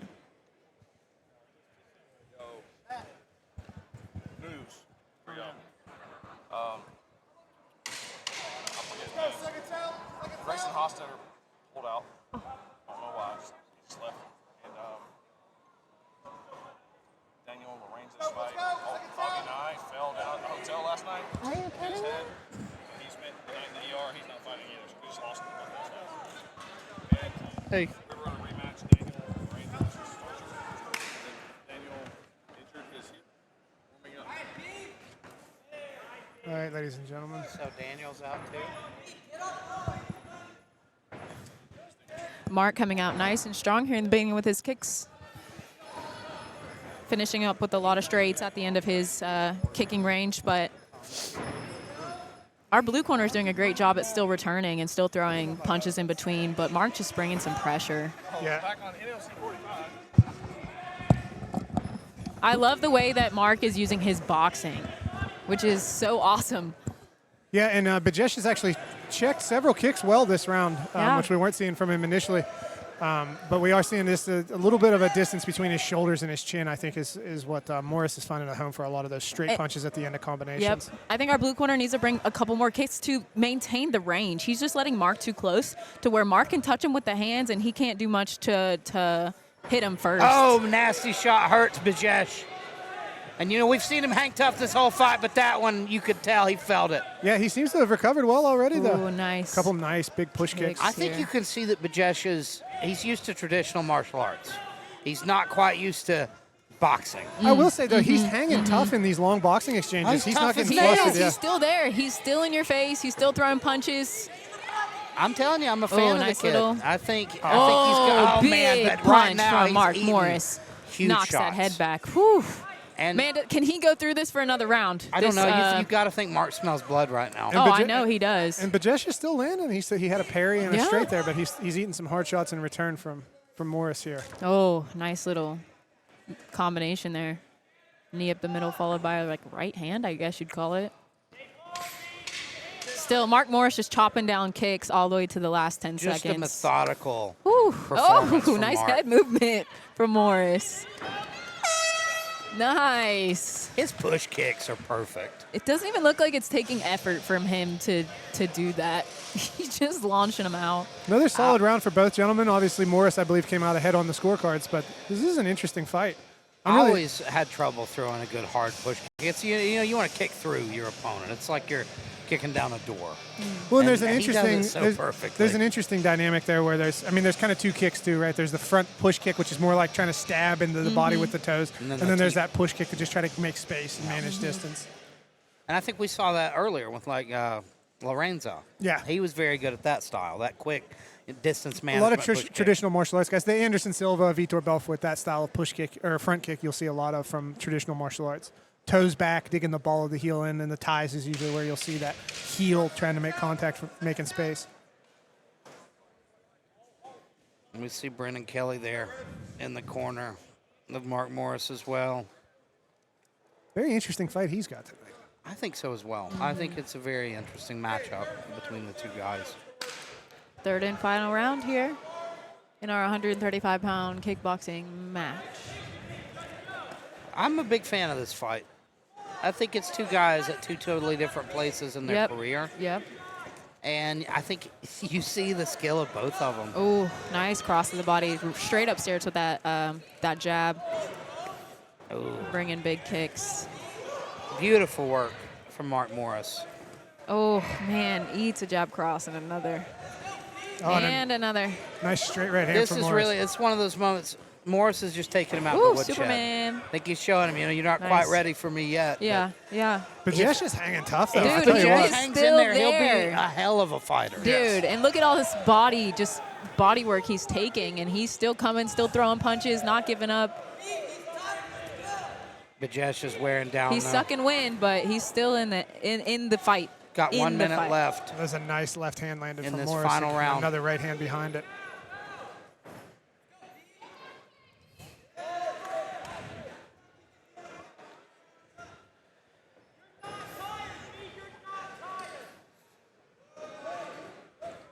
More onslaught here of strikes coming from our red corner. Bajesh is starting to kind of play a longer guard and parry some of those straight punches. He's still catching some of them on the head, though, even when he makes contact with the parry. I think there's just a big physicality difference here as well. Morris has a big advantage in the physicality. I feel like Bajesh is at the perfect gym for him to grow. Oh, man, nasty Nice. combination from Mark. And even after he eats that nasty combination, though, we saw a good angle cut from Bajesh to avoid more damage, but He's Morris tough is as really nails. taking control here. The kid's hanging tough against a much more experienced guy. He And, snuck a that's couple why good hard kicks into the I body hate in to there. speak so highly of him because obviously Mark's beating him. But I'm just impressed with his toughness and his heart, and I think he's got a lot of potential. Great And fight that's turned in by it. both of those guys. He's one of those kids you want to go talk to him after this loss Yes, and yeah, be like, like, hey, dude, don't quit. Yeah, 'cause you could be can't. great. Yeah. Dude, you know how many people would get in there and be in that situation where they're just kind of eating an onslaught of punches They and would they'll fold. mentally, They fold. I'm done, He right? didn't. Get me out of here. He didn't change his facial And expressions one single time. Even on the shot that where he got clipped and we thought we maybe got hurt in that second round where he was a little bit off balance on his feet, he was able to recover quickly. Again, same thing, stone face, stayed right You in know, front of him, you know throwing what hard about- kicks to the body. What's going on in Nepal? I'm sure he's not had an easy journey getting here. No. I'm sure he's had a tough road, and you can see his toughness and his heart and his grit, and he fought a great fight. But now I think we got to talk about Musa. Musa fought. Proud of I think him. the fight he was probably hoping for when he came back. He looked so on point. Just veteran performance from him. Good And, aggression, good long He straight was just punches. too much for Bajesh. I think it was smart of him to make the decision to come down to 35 now that we know that he can make that weight. I think it's so long. a great weight class for his build. He's got such a good push kick and such a good jab. That was what Bajesh had such a hard time dealing with, I think. Figuring out how to get inside without getting blasted Right, with that right. jab or shoved away with that push kick. Now Becca's going to go talk to, our winner, by all rights should be Mark Morris, of course. We've seen crazier things happen, though. We have, unfortunately. All three judges for the contest 30-27 for your winner by unanimous decision, Mark Musa Morris.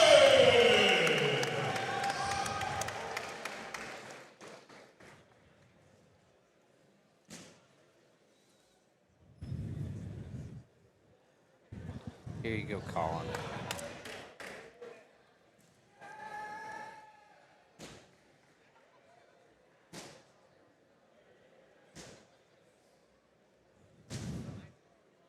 The rare selfie that includes me in it. That's a keepsake. It's hard to take photos of you and Well, not damage the camera. I'm ugly from every angle. Oh, I was when you were in there. Becca said you were looking good. And I'm like, Colin is not looking good. No. Shut up. Do you like the creases in my shirt that I bought at Walmart on the way here? You look like Joe Rogan today. I needed to buy a second shirt. I've worn, I don't know if you've realized, but the last like 6 New Line events, I've worn the exact same shirt. It's also the same shirt I wear to every office function that I have to. Every day, don't you? You just have one outfit. No, I wear a T-shirt. Like, I wear the same T-shirt every day, basically. It's like Bonanza. You just have one outfit. It's like the Superman closet. If you remember the Seinfeld episode where Jerry dates the girl that wears the same thing every time. Yes, that's you. She's got a closet full You're of also a two-faced, but you look bad in both lights. Yeah. Now, we have got another excellent one coming up. We got Aiden Gardner out of Hurricane MMA in Berea stepping into the blue corner right now for this heavyweight kickboxing bout. We got some big boys. And who better to coach you if you're a heavyweight than a UFC veteran heavyweight, Harry Hunsucker himself. I don't know, is that a newer gym there in Berea? It's been around for several years. See, Harry came out of the 4. He, 4 seasons, trained there for years. And then I think a lot of the guys from the 4 have branched off now, starting their own places, guys under Mike O'Donnell. So Harry did that, and Harry's got a place in Berea. He's had it for, I'd say, 3 or 4 years now. Berea's a nice little town. They got a good influx of college students, which is usually good for keeping a gym active. One thing I love about Harry, as soon as he made it big, started, made it to the next level. The guy came from a very humble background, had a tough road to hoe growing up, and all he wants to do is give back. He's constantly, that gym's doing charity events, things for the community. Just a good person. It's one of those people, like, when you see him make it to the top, you're happy to see it. Some people, you see him make it to the top, and you're like, well, that sucks. I hate that guy. Harry Hunsucker's not one of those dudes.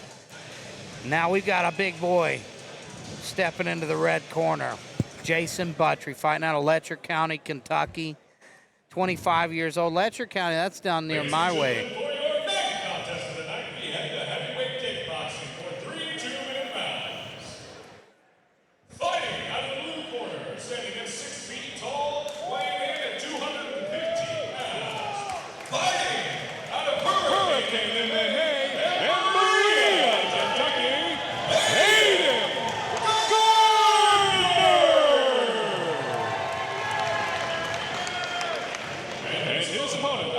Corner, standing at 5 feet 10 inches tall, weighing in at 213 pounds.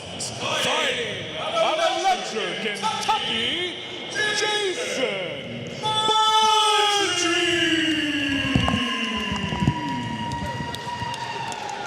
Letcher County, Kentucky, just about 30 minutes away from Pike County, where I'm from, and Appalachian Ground Control. Looks like that's his coach is Anthony Trotter. Anthony Trotter's been around as long as I can remember. His brother was actually a promoter, Eddie Trotter. He fought Dan Severn back in the day. Who didn't fight Dan Severn back in the day? That was active in the 90s. And I remember he told the ref, let it go, let me work. And Dan beat the heck out of him. But here we go. Low kick from Jason Buttry to start the show. And he eats the right hand. A couple straight right hands from Aiden Gardner. Low kick from Gardner. Gardner trying to put some combinations together here.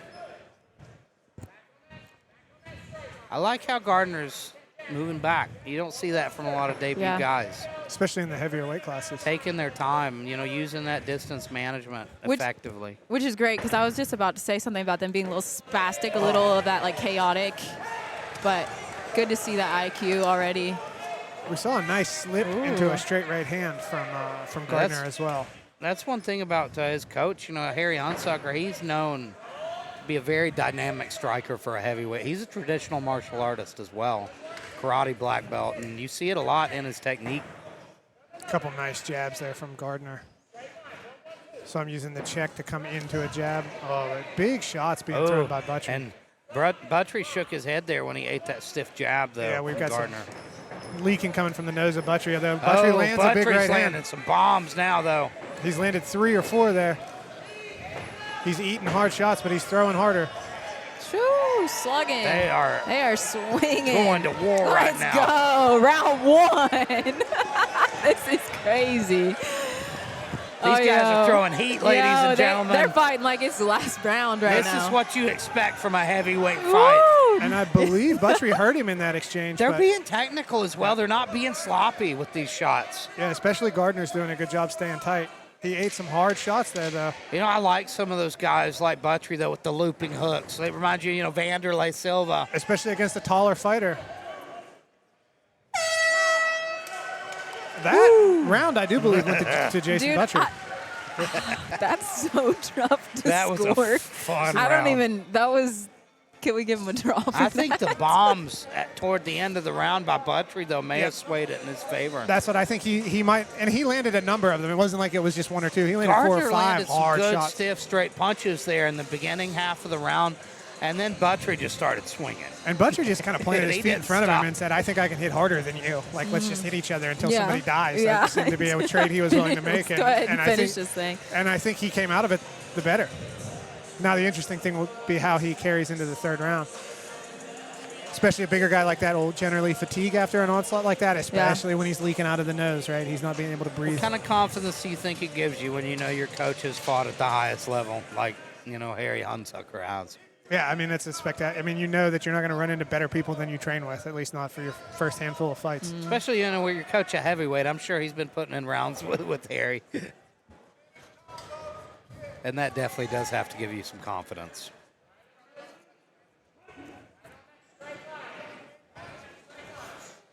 A quick 1-2 off of the glove touch by Gardner. Another 1-2. I like how technical Gardner's being. Yeah, I think he's going to try to stick and move a little bit more and not stand in front of Buttrey. He's going to have to. Even though he's doing well technically in those exchanges, the power that Buttrey's throwing. Buttrey landed another hard shot there. Big right hook from Buttrey. Buttrey's a guy where you got to mind your P's and Q's when you fight somebody like him. Lots of power coming off of that one. Yeah, he ate a hard shot, but he threw a hard left hook counter. One thing I'm impressed with Buttrey as well, he doesn't seem tired, which I kind of expected him to fade. Especially putting so after much power into those shots. Especially after that blitz in the 2nd round. We see him shaking his nose. Oh, hard leg kick by Buttrey. Good work from Gardner. Good straight punches from Gardner. Pushes him back, though. He got a little too close there. He needs to just stay on the end of those shots. And we see that blood on the jab, like right on the jab portion of the glove of Gardner. I think Buttrey is slowing down a bit now.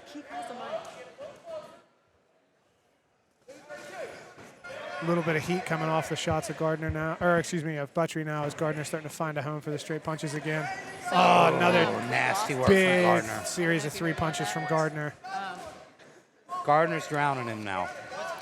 He weathered the storm. Buttrey's still doing a good job coming forward, landing a hard leg kick, but he eats a hard straight right hand in return. So far, though, this round 2 going the way Gardner wants it to. Okay, so we're going to interview everybody. Yeah, I just asked he wants me to interview the winner of this. Crazy. Big left hook from downtown. Misses. Just misses from Buttrey. If that would have landed. Oh, and he lands that leg kick into a hard left hook again. It's kind of a classic Thai combo where he eats a handful of hard straight punches in return. And just look at the blood on the gloves of Aiden Gardner. This will be an interesting 3rd round. That was, I believe that 2nd round I would lean towards Gardner, but I think we're seeing Buttrey take some hard, deep breaths in the corner. It'll be interesting to see how well he can recover. Buttry's going to have to dig deep. I think it's time to really find out what you're made of. And we see the resident NLC cut man doing some work on Buttry there in the corner. Now, tell me this. You've cornered a lot of people. This is something I'm curious about.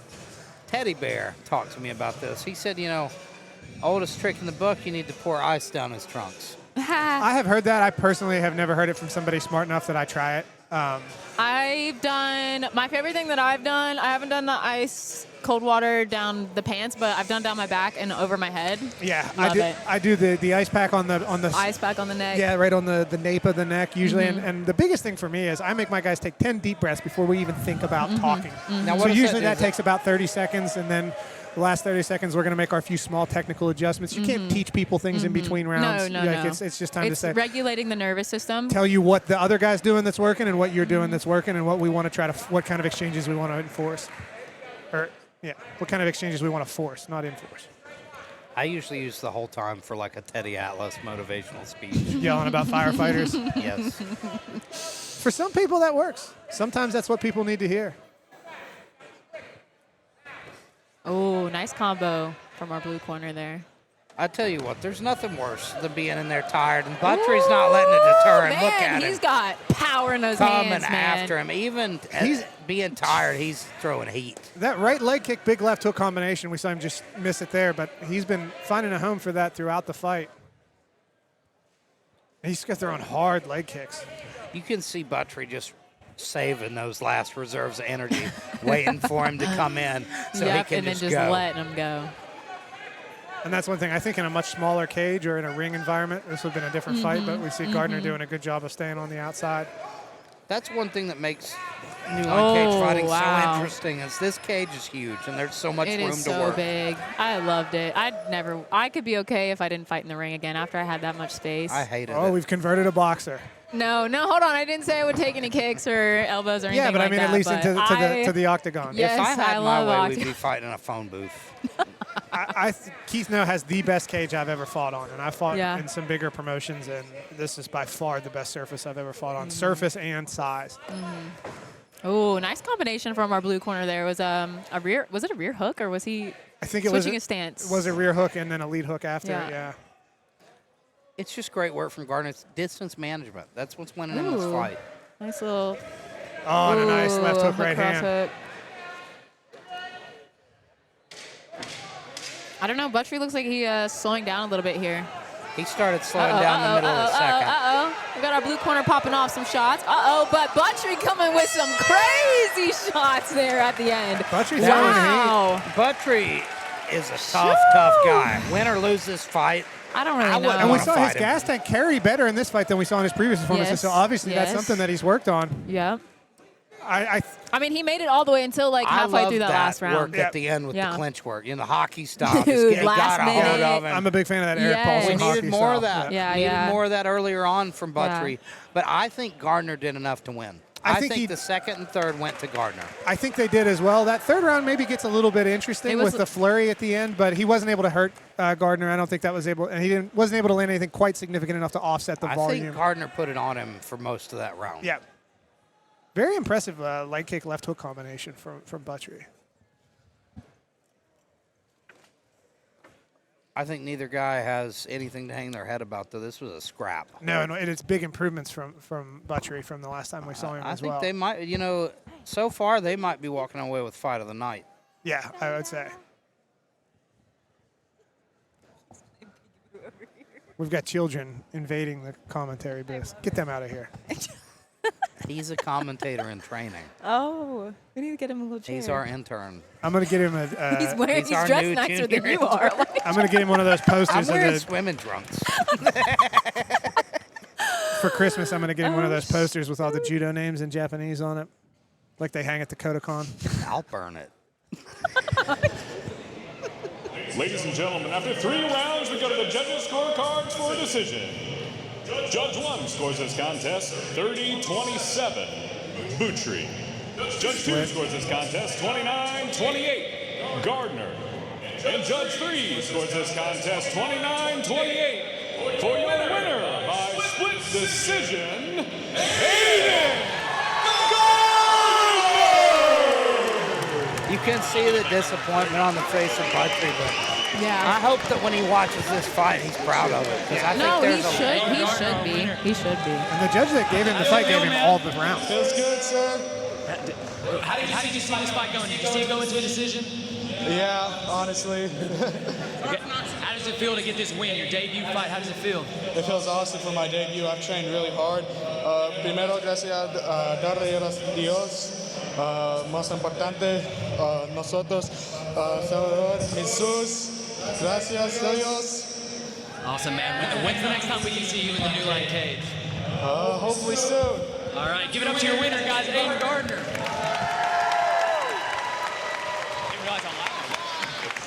They got it turned up today. They got it turned up today. You needed it. Yeah, oh yeah.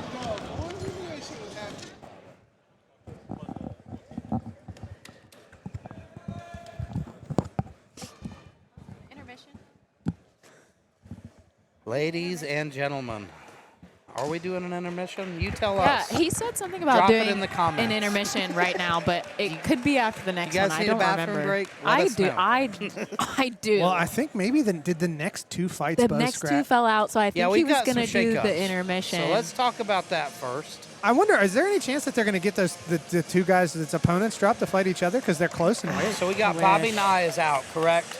Yes. He got hurt in his hotel room last night. Such is the story. Yeah, Bobby Nye injured this last one's night out. at the hotel room. So the fight with Daniel Lorenzo, that's a scrap, unfortunately. That was going to be a And really this good one is a scrap, and I was looking forward to this one. Starcher versus Hostetler. Hostetler. Hostetler, that's a guy from Deadwood. Yeah, you're putting an L in there. There are Hostetlers out there, but not that one. He was he ran the livery in Deadwood. Wonder what happened. Yeah, they said. That's the question. It's You a know, rematch. I mean, we've seen Grayson fight many times. Yeah. And apparently he just left. So, Yeah. I don't know he what's was going here. on. He weighed in. He had the He's a VO2 fighter guy, meeting. And yeah. we saw his teammate just fight. That was what was strange. But strangely enough, I didn't see the usual guys we see in the corner with VO2. Oh, wait, this match right here, though, that's about to happen is low-key probably going to be a fire matchup. We have Lincoln Davis versus Jack Loneker. Is that how you say his last Jack name? Loneker, who's in there. The junkyard dog. He's fired up. Yeah, he has a fantastic build. I got to talk to him a little bit yesterday. He comes from a wrestling background, from what I've heard, which could serve him well against Lincoln Davis because Lincoln has that kickboxing, that striking. He's great on his hands, so it could be a good strategy going up against Lincoln Davis. His last, two fights were very impressive TKO finishes. Yeah, we saw him have a couple very good, and one of them against a pretty decent wrestler who was trying to take him down. Now, So it was a Jordan, good- yep. Jack Loneker, funnily enough, he trains with an old friend and training partner of mine, the owner of Premier Fitness, Mitch Kaysen. Mitch Kaysen is one of the most talented wrestlers I've ever trained with. Mitch was a collegiate wrestler at Cumberland here in Kentucky. Fantastic guy, incredible wrestler. It was at the point he was trying to fight himself. You know, when I was coming up in Eastern Kentucky, nobody would fight him. He was such a good wrestler, nobody wanted him. He actually had a couple camps where he trained the full camp and had guys pull out. So that tells you the wrestling background that they have at Premier Fitness. And I'm very interested to see this young man, Jack Loneker. You know, Mitch reached out about a year ago asking, you know, if we've got any events close by or if I knew where some of his guys could get some work. I was very excited about that because I know how good Mitch was, and I'm sure he's got some very good guys there. Unfortunately, we lost bouts 11, 10, and 11 on the night. So now, for your 10th bout of the night, we have the middleweight MMA for 3 3-minute rounds. Fighting out the blue corner, standing at 5 feet 11 inches tall, weighing in at 184 pounds, with an amateur record of 1 win, 0 losses. Fighting out of Premier Fitness in Florence, Kentucky, Jack the Junkyard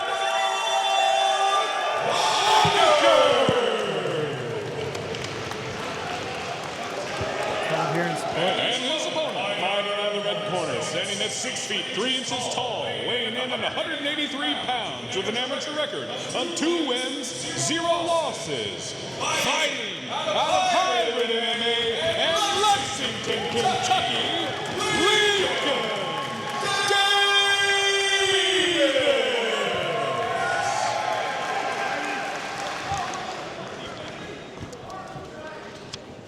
All right, ladies and gentlemen, we're about to get underway. I think you're right, Becca. I think this is definitely one of the sleeper matches on the card. Yeah. It's going to be explosive and it's going to be technical. Oh! It's going to be quick! Beautiful knockout!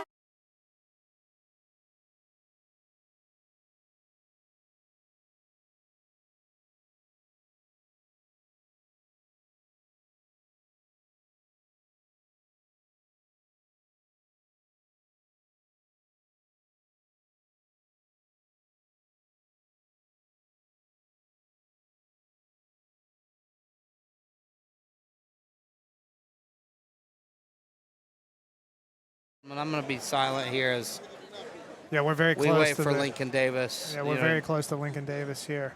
To come back to and make sure he's okay. Referee's doing a good job of talking to him. Sounds to me like Lincoln's starting to come to now, maybe responding to some of the questions here. He took a big right hand. He's awake now, folks. He's doing okay. And we saw that as a southpaw versus orthodox. We saw a big, he kind of came in and pawed down the lead hand and just threw a hard right cross behind it. Very first punch of the fight. Just a nasty, nasty knockout. Big forward and pressure and we see Jack aggression. Loneker over there. You know, it's one of those moments. You know, you see he's a little bit worried. It's hard. And nobody, I think, wants to hurt their opponent. Not too badly. Nothing lasting. This is a tough one, ladies and gentlemen. And a very promising prospect in Lincoln Davis, too. Took a hard shot. You know, we're very close here, and we can see he's okay. He's awake. Yep. He's responding to the physicians well. Yeah, he's talking to He's trying to figure out what happened, I think, as you do.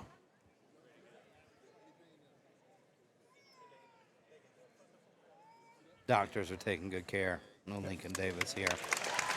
And he gets to his feet. Or he sits up, I should say. But Lincoln Davis, he's okay, folks. And that's everybody, I think, sense of relief in this crowd. Ladies and gentlemen, I think that's got to be the fastest knockout we've had in New Line history. I would love to see the time. Yeah, it's got to be single digits, I would guess. Because there wasn't much of a feeling out process. He fainted with the jab. Yeah, I think he might have even pawed down the lead hand and threw it right behind. Thrown it overhand right. And he stepped in right in against the southpaw. That's, you know. He hit him with the Roy Nelson special. Yeah, and that's unfortunately when it's a shot that's that hard, you only get one chance to see it, right? Lincoln Davis might have been able to adapt had he survived. You come out cold too. You know, you're not. You know, it's definitely. It takes a second to wake up. A tough thing, you know. You can't start slow in this game. You really can't. No, especially when you happen to be facing somebody that's as dynamic and explosive as that.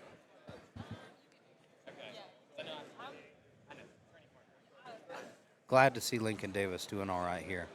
Now, makes his way to his feet, walking away under his own power. That's excellent. That's a warrior, ladies and gentlemen. Good show of sportsmanship by both gentlemen. That's the thing. You could see it on Loneker's face, like he was. You know, you go from that moment of joy and celebration, and then you look over and you're like, oh no, he's not gotten up, and it's a scary feeling. He does have a very nice coonskin cap on his head.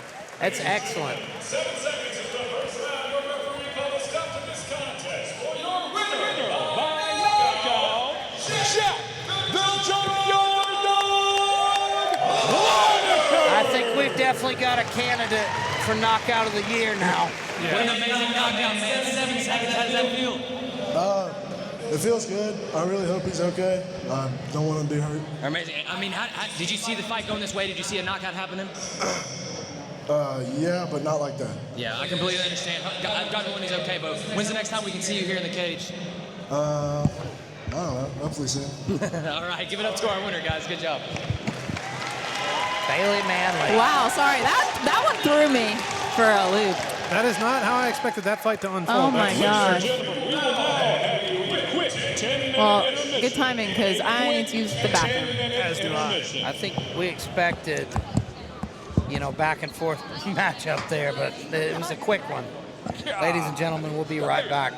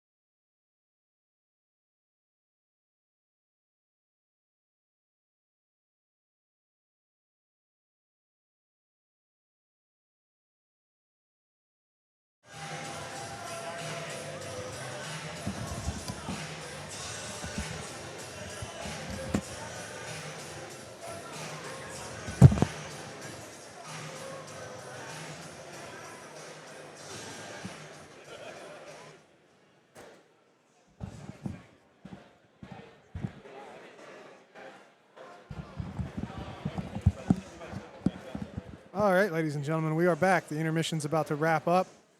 I believe we're going to get started with professional welterweight boxing between Thomas Agrew and Doug Ballinger. We've seen Doug here in the past. We've seen Doug in MMA action here before as a professional. Has a very interesting, and dynamic striking style. We saw him in action against Christian Ynastrilla.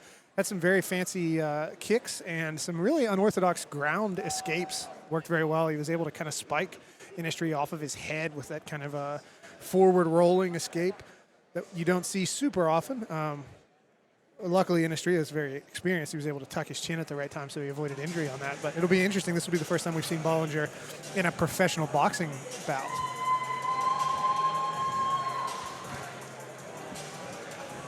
We're deep in the card already, ladies and gentlemen. We've got all professional fights after that. This might be a record for professional fights on a New Line Cage Fighting card, as we've got our first pro bout of the evening about to start. 4 3-minute rounds in the 147-pound welterweight boxing division.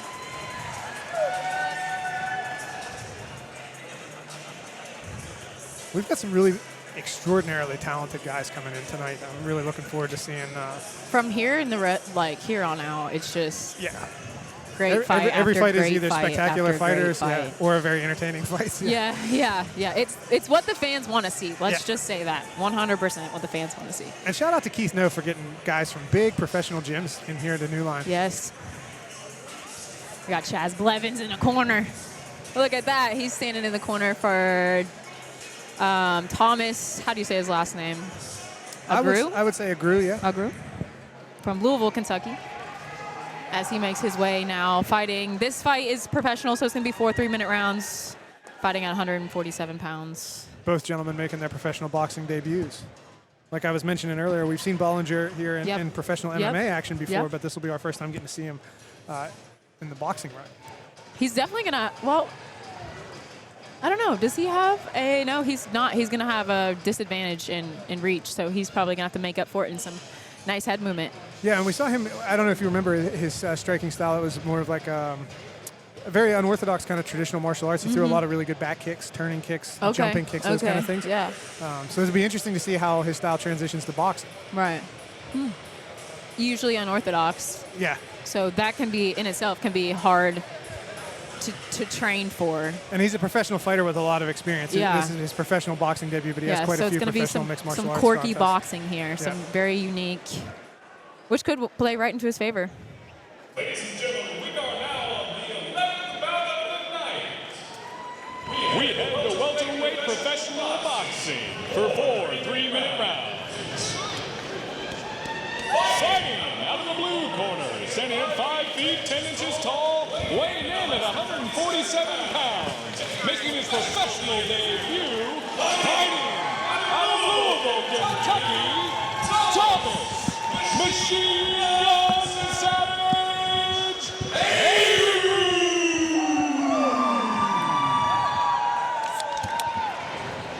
And his opponent, fighting out of the red corner, standing at 6 feet tall, weighing in at 143 pounds, also making his professional debut, fighting out of Georgetown, MMA, in Georgetown, Kentucky, Doug Ballinger!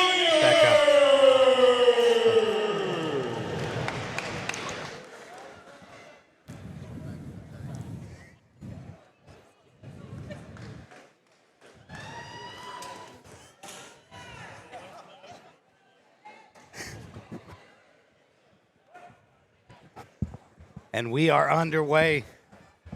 They touch gloves, and here we go.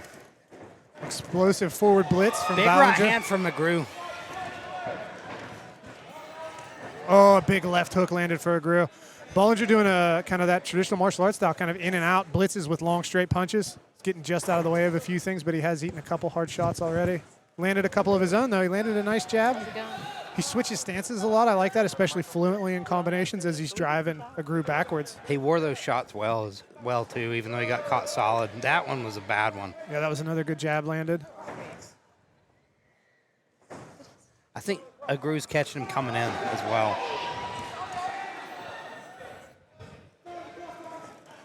Oh, and a big right hand lands for Agrew. Ballinger's making it a very frenetic pace. If somebody's looking to have like a measured, slow introduction professional boxing match, this is not like the most common professional pace, right? No. So he might be able to throw Agrew off of his rhythm. And he's landed some good hard straight shots of his own. He's got that marching forward like Oh, nice cross of the body. style that he's been having some success with that as well. I don't know. They're going for some finishes early. Agrew's punches look so sharp and clean. You can hear those body shots pop in here. Wow, he's fantastic work. He might finish him right here, y'all. Nasty work This might from be Agrew. first round finish. Right in front of us here. Bollinger fires now back. He's Ballinger throwing coming back. after him. Oh, wait He a hurt minute. him. Wait a minute. He hurt him. We saw Agrew take a couple of steps backwards. We see both gentlemen are breathing a little bit heavy He here. wobbled him there. He did. Interesting. Bollinger ate all those hard shots. It looked like he might even take a knee from the body shots, but he hung in tough, But and at the man, end of the they're- exchange, he they're won. really swinging That it. was a big right hand from Bollinger. Puts him down. Sets him down. Man, that was just a nice, beautiful right hand. And just slow as we thought- motion. Slow motion just dropped him. Just as we saw Agrew And we've looking got like he was going to close the show, Bollinger Just comes back. stunned him, but he's still in this fight. And it all started with that shot here up against the cage. He hurt him there. Is he going to go for blood? We got 1 minute. Oh, that was a nasty right hand. He said, Bollinger whoa. puts Man, his war they are face trying on to there. finish each other here. I would like to see a little bit tighter defense maybe from both because they are getting countered.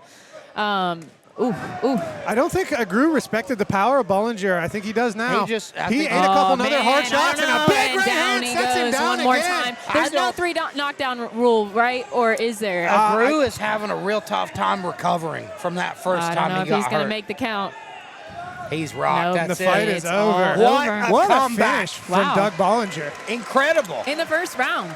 It almost reminded me of a fight I saw before. And ladies and gentlemen, we had Caution Qasim Ruffin. Oh man, I It butchered his reminded name. me of a guy saying named- that he wanted that next. Skylar Yeah. That'd be Bauer. interesting. And Yeah. he was getting beat up by this guy, Colin Caprini. His punches were straighter than Skylar's. But that's the thing. We Doesn't thought matter though. I it was died over. the same, so yeah. And we I thought mean, it was all over. wow. You know, Becca hasn't seen that fight. You don't need to see it. It's fine. Just take his word for it. What do I need to watch it? well, it's the same situation. You know, we thought it was over. Agrew coming after him, and then that one big shot changes everything. And, Yeah. and we saw that unorthodox style. I was curious to see what he would look like as a boxer because we didn't I see him mean- throwing a ton of punches. A lot of kicks, but we saw that in and out, and all of his punches were perfectly straight down the middle. And you know what? That's why I think, talking about fights coming up, Brendan Kelly. Just 2 minutes and 36 seconds in the round one. Your judges called a stop to this contest for your winner by knockout, Doug Baver. Spectacular work from So, Ballinger. so just like Brendan Kelly's advantage, traditional boxers who are training for a 4 3-minute round, that's more of a marathon pace. They're not ready for the unexpected. No, sir. I didn't really have a prediction to the way the fight would end, to be honest. Just coming out here and doing the best I trained to do. Amazing. So, how did you feel in the cage? How did you feel? I feel real good doing stand-up and boxing compared to MMA. A whole different ball game. When's the next time we're going to see you in here, man? I'll be back in June. June 13th? June from MMA. MMA, amazing, man. Any final shout-outs or anything you have to say? All thanks to God and my son and my family in the corner with me. Amazing. Give it up to our winner here, guys. Good job, man. Spectacular work. Yeah. He's a great guy. I like having him around the events all the Yeah, time. he's always a cheery person. Yeah. Yeah. Spectacular But yeah, performance from him too. Bringing that aggression and the just sheer force of trying to finish somebody in the first round is not a traditional professional boxer's aspect. So it can throw people off. You know, you're expecting a feel-out round, establish your jab round, but this was like, no. And that's something too in this corner over here, right in front of us. We saw that professional experience pay off. I mean, he was hurt bad to the body. To be honest, it looked to me like he might even be considering taking a knee and taking an 8 count from that body shot. But he hung tough. He ate a couple more, and as soon as there was an opening from Agrew, he just threw a straight right hand right down the pipe. Perfect. I mean, it was almost like a traditional martial arts style from down low. And that's the other thing. You see a lot of guys with that traditional martial arts style, they're throwing their punches upwards, right? Like you think about obviously I say the most classic one in MMA was Tank Abbott's up jab, knockdown of Don Fry.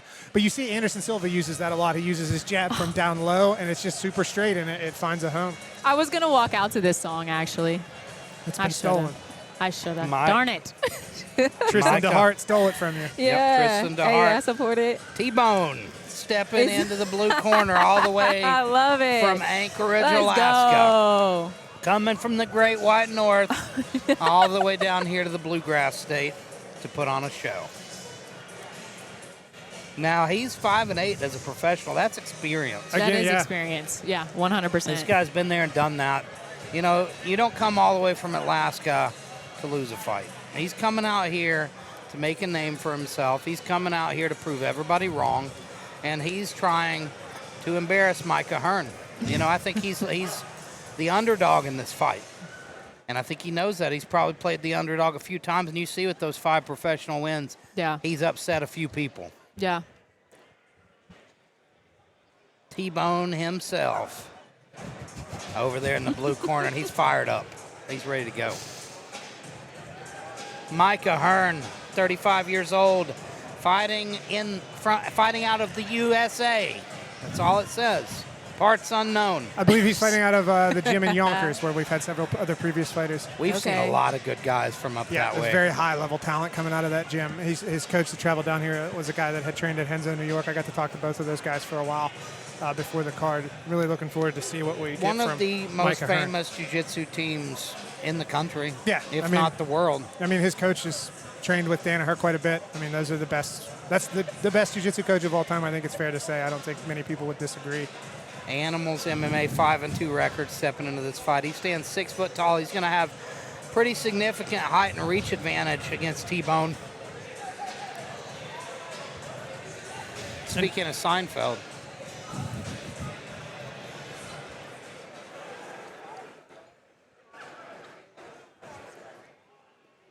And this will actually.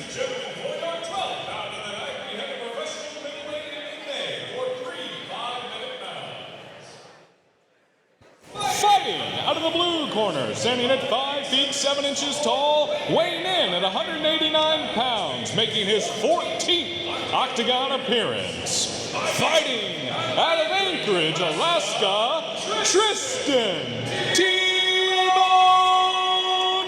DeHart. And his opponent, fighting out of the red corner, standing at 6 feet tall, weighing in at 189 pounds, with a professional record of 5 wins, 2 losses. Fighting out of Animals MMA, Mike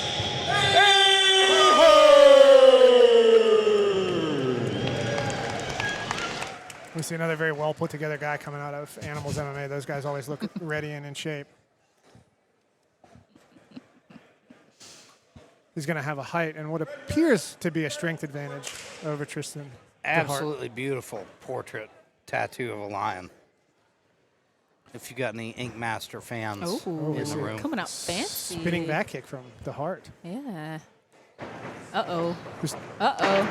You got to be careful. T-Bone coming after him, though. Very aggressive. Clubbing right hand landed from T-Bone, but he's getting a good body lock takedown by Hearn. Look like it felt good. Yeah, and he's got the arm triangle position almost locked up. Now he's on the back, though. Yeah, I think we've seen it from a lot of the Animals guys. Ground and pound first. He goes to a power half. And that wrist ride saves him from getting pulled over, as we see DeHart trying to do the. If you see T-Bone trying to do that fat man roll. Yeah, I was going to say that, but I wasn't sure if I was going to say that. But we stuck in that wrist ride position that we've seen from guys from that gym before. Good shots landed up underneath of the. Good shots landed up underneath of the armpit. This is very good methodical striking from Micah Hearn. Oh, big body Oh, that's punches. nasty work. Yeah. I know that hurts. And he's very good display of toughness, though, from DeHart. He's trying to find a way out of there. And we've seen kind of masterful ground control from now the guys from that bad. gym. Yeah, he's got Matt DeHart Jones taking a close look. Yep, he's. Good job controlling. I apologize, not Matt Jones. The referee taking a close look. And I really like the way that they. Man. I really like the way that they return people back to mount. They don't let people. Yep, they don't let people give their back. Old school. Beautiful finish. Beautiful wrestling, ground and pound. Yeah. And that's something we see from their guys a lot. They use the half Nelsons and things to try to turn guys back to the mount position, which really the striking options are much, much greater from the mount position than the back. The back is generally, I think, a lot of times considered a more dominant position in MMA, but it's also a position where the other guy can kind of survive when you just have to worry about the choke attempts, and it's much harder to strike from the back. But Checking on his opponent here. That's a great display of sportsmanship. Yeah, Micah Hearn seems like a great guy a little bit. I got to talk to him earlier today, and he put on a spectacular performance. I mean, he got kind of clubbed with almost looks like a closed hand, but I think his palm was what hit him on that clubbing, almost like a clubbing collar tie as he was coming in. I think the worst shot was that one when he had Turtle and he went up under the arm. Yeah. Like the shot that Dan Henderson put out Fedor with. Yes. Those sneaky. If you watch, GSP is really, really good at those as well, those kind of sliding uppercuts up underneath of the armpits going up and back and kind of forcing somebody to bring their elbow high or low. Round, your referee has called a stoppage to this contest for your winner by TKO, Mike Baver. Excellent work. That was fantastic. Yeah, that was spectacular. Top level king out. You couldn't ask for anything more. Quick interview real quick. You see these certain guys that come down, those guys from Henzo's team, those guys. Quick interview real quick, man. Now, quick finish in round one. Did you see the fight going that way? No, I don't really predict how the fight's going to go. I don't really think about it at all, like all the circle left and blah, blah, blah. I just, go out and fight. Amazing, man. Like, how does it feel to get this win in the cage? It's good because I had 3 fights in a row canceled. So I've been trying to fight for like over a year. And now it's good to get the ring rust off if that's a real thing. And I'm ready to go again. I have another fight June 12th for the Ring of Combat title, and I'm ready to capture that. Amazing, man. So I know you said June 12th. When do you think the next time we might see you in the NLC cage is? Definitely after that, because I love Kentucky. One of my favorite states. I've been here for like 4 days. I love it here. Amazing, man. Congratulations on the win. A really good job. Any final things you need to say? No, that's about it. All right, see you, brother. Sorry, I didn't mean to woo in the microphone. Ladies and gentlemen, quick announcement. In about 15 minutes, alcohol will cease to be available. So go get your drink. While you got him, guys. The card went fast. If you were trying to get hammered, if you hard. With the fights, like hard and fast. Our restaurant options are going to be pretty open after this card for a change. Are we at Fry Kelly right now? Oh, we are. My God. Yep.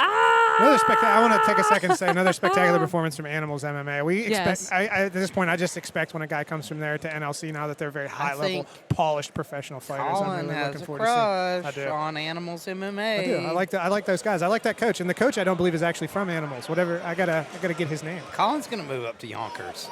I could see it. You never know. I gotta move somewhere. You wouldn't make it in New York. All right, everybody. We have Zane Fry about to make his way. I'm a short, angry Italian. There's a lot of them. In fact, I was just talking with his coach about one of my friends, Rob Deagle, who's trained with those guys. Were you sad that they didn't choose you to play Mario in the new Mario movie? That's an offensive racial stereotype. But all your family are plumbers. I can't jump at all. My brother and I did go as Mario and Luigi for Halloween one time when I was younger. Of course you did. I have a taller, skinnier brother, so older brother. It's just part of your culture. Yeah. It looks like we got Cole Givens in the corner here for Zane Fry. Zane Fry's a dog. He's a dog. I mean, he travels with, minimal coaching, minimal corners. He took this fight on short notice because we needed some stuff. And honestly, thank God he did because as many fights as we've had fall out. Like we've had 3 or 4 fights in the last 24 hours. To Lexington to save the card. He saved the show. Zane Fry is tied with Eric Mon for 6 all-time NLC appearances. This will be his 12th NLC appearance, which is crazy. Yeah, we've gotten to see a lot of Zane Fry. Yeah, all white, fitted. And here comes the one and only, the USA Saiyan, Brendan Kelly. Brendan Kelly is our Lexington local here. Excited to see the pop from the crowd for this one. I'll tell you this, there's never going to be another Brendan Kelly. Never, no. He's truly one of a kind. Such an interesting person. Check the outfit. He's rocking his USA Saiyan get up to the T. Now, fun facts about Brendan Kelly. #1 all-time amateur boxing wins in NLC, 5 wins. He's been fighting on big promotions like Brand Risk. He's been fighting for DBX, Dirty Boxing with Platinum Mike Perry. He fought Anderson Silva's son. Fought Gabe Silva, was it once or twice? He's fought OJ Rose twice. This guy has acquired a ton of experience. Yes, he's not the best technical boxer, but he's been on some of the big stages, and he always brings a fight no matter what. Like, he's not somebody that you can just put down and put out easily. I think you're going to war if you're fighting Brendan Kelly. I think it's safe to say he's got that dog in him. 100%. So does Zane Fry. I was going to say, so does Zane Fry. So does Zane, though. We saw Zane sustain a bicep injury what feels like 2 weeks ago. It might have been 2 weeks ago. I mean, it wasn't very long ago. Yeah, it was earlier this month. I think it was, yeah he's same got a night. Big I return. thought, yeah. Now, the big thing.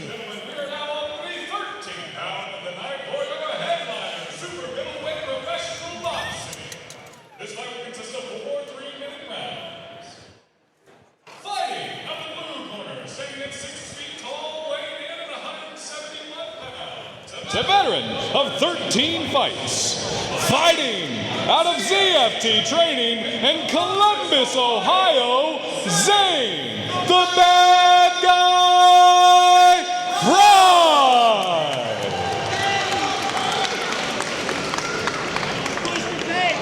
And his opponent, fighting out of the red corner, standing at 5 feet 9 inches tall, weighing in at 167 pounds, with a professional record of 2 wins, 0 losses, and 1 draw. Fighting out of Thrive Tribe Boxing in Lexington, Kentucky, Brendan USA Sin Kelly.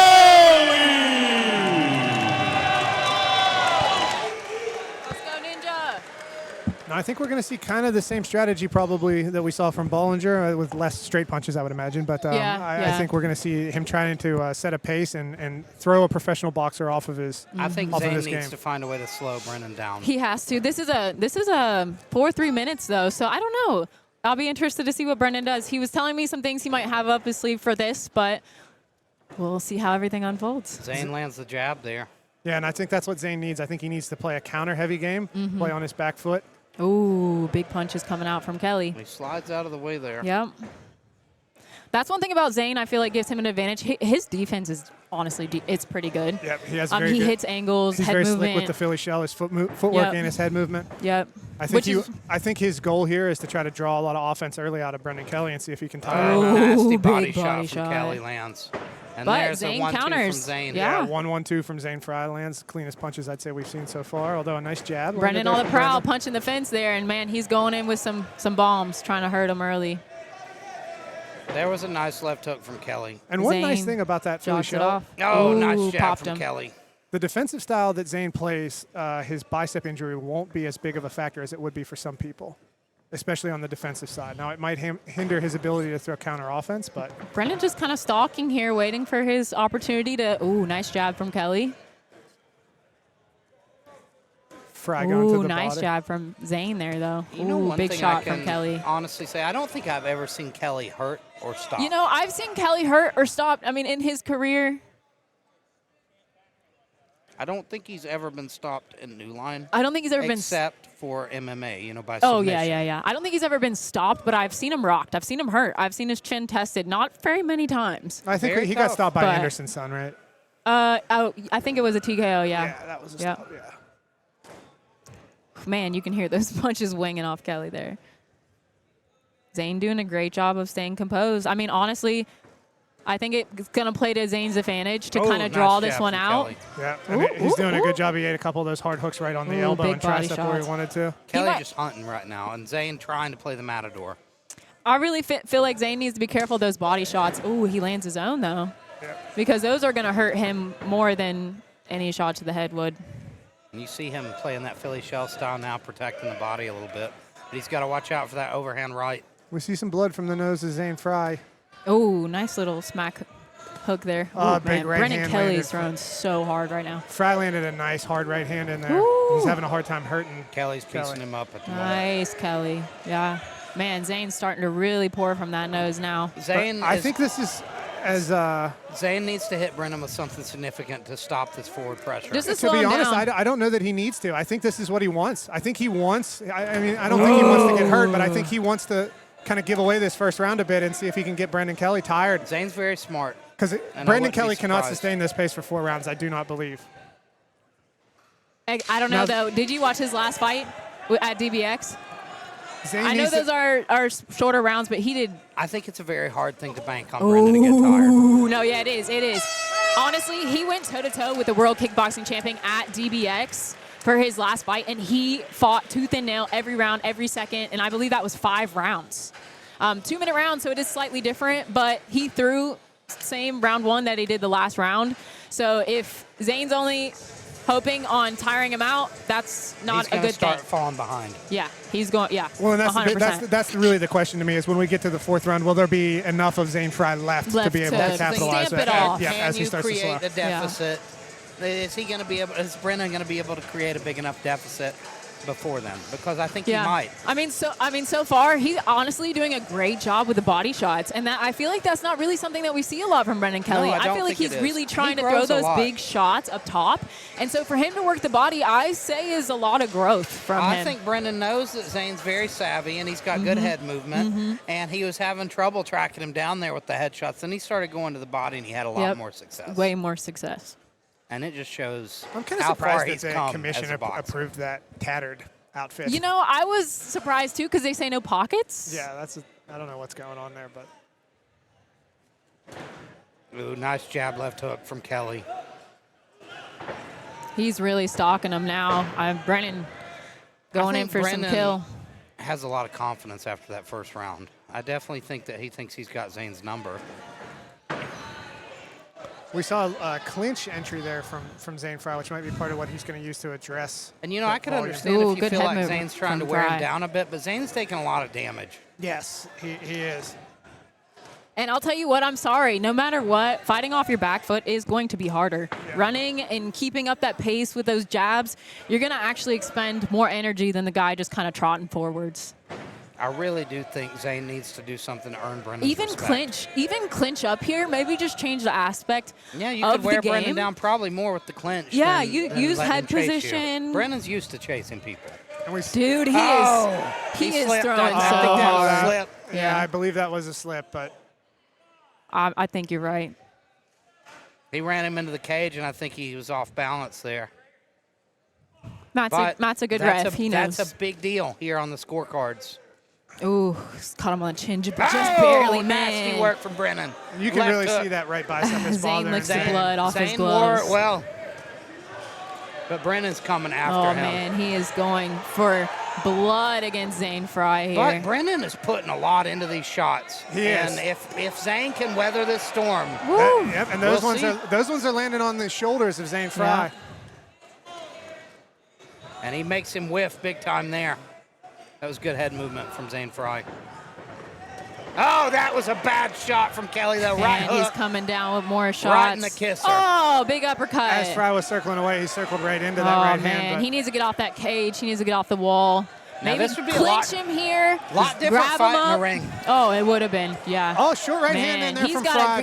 He's going to get stopped if he doesn't tie him up. He's letting Brennan trap him up against that cage. He's got to get out of there. You can't play the rope-a-dope in the cage. No, you got to get out. There's nowhere to go. He's got to get out of there.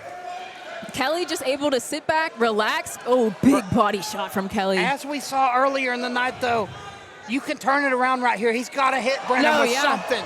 But there, he goes down again. I don't know if he wants to get up after that one. He's going to take himself a few breaths. Get up, Zane. There you go. Zane Fry beats the count. Spits that blood out. He said, I'm not down. Let's go, Zane. And that crowd pops. Let's go, Zane! Show respect for Zane Fry. And Zane did a good job. He's going to get his mouthpiece here, which is going to give him some more time to get to the end of the round. I think he's going to last. But, man, Zane is – He caught it. And Brendan he threw Kelly. up. That was it. Yeah. Because of that, unfortunately, he can't continue. Yep, I think that spitting the blood out on the canvas was... You know, Zane thought this fight wasn't going to happen. No. That was 24 hours ago. Yeah, and I think hell of a performance from both men. Brendan Kelly, though, he came after him from the jump, didn't let up, and just put pressure on him, and it was too much. What is it? Yay. Hey, hats off, yeah. Hats off, bro. That's a fight, to be honest, whenever I don't know how much time needs to elapse before we get a whole Zane Fry. But that's a fight I wouldn't mind seeing run back with a healthy Zane Fry. I told him earlier today, I said, I don't think we've seen the best of you yet, and I still don't. Yeah, I mean, we only saw him throw a couple right hands, and we saw him shaking out that bicep immediately. I mean, it was rolled up the bone. I think 2 weeks Zane ago. I can't believe he's even in here needs to fighting. take some time, focus on getting healthy, getting his mind right, come back, he'll come back stronger. I know that he always does. Yeah, Zane's a very talented boxer, and he's a dog. He just needs to resist some of the instincts that cause him to take fights on short notice.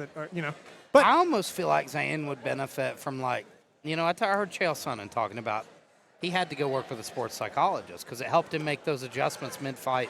He used to always have a tendency to get submitted the same round. I think Zane, sometimes we see him sometimes he's on point mentally and sometimes he's not. I feel like that's his biggest battle, and he knows it. Well, I think it's hard to come in mentally right whenever you're coming in at an injury deficit and you didn't have a camp and you just fought and got hurt a couple weeks ago. Yeah. You can't not be 100% for a guy like Kelly.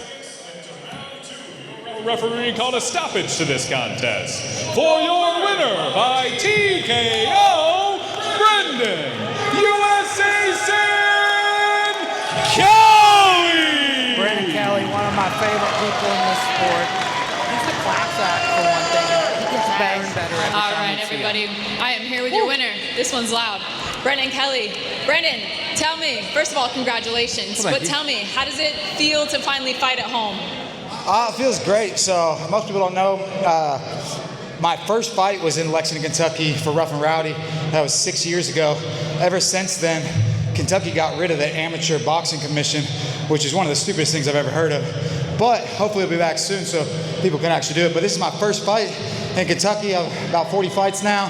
So I'm just really happy to be able to fight in front of the people that have been supporting me for most of this time. So it's been really great.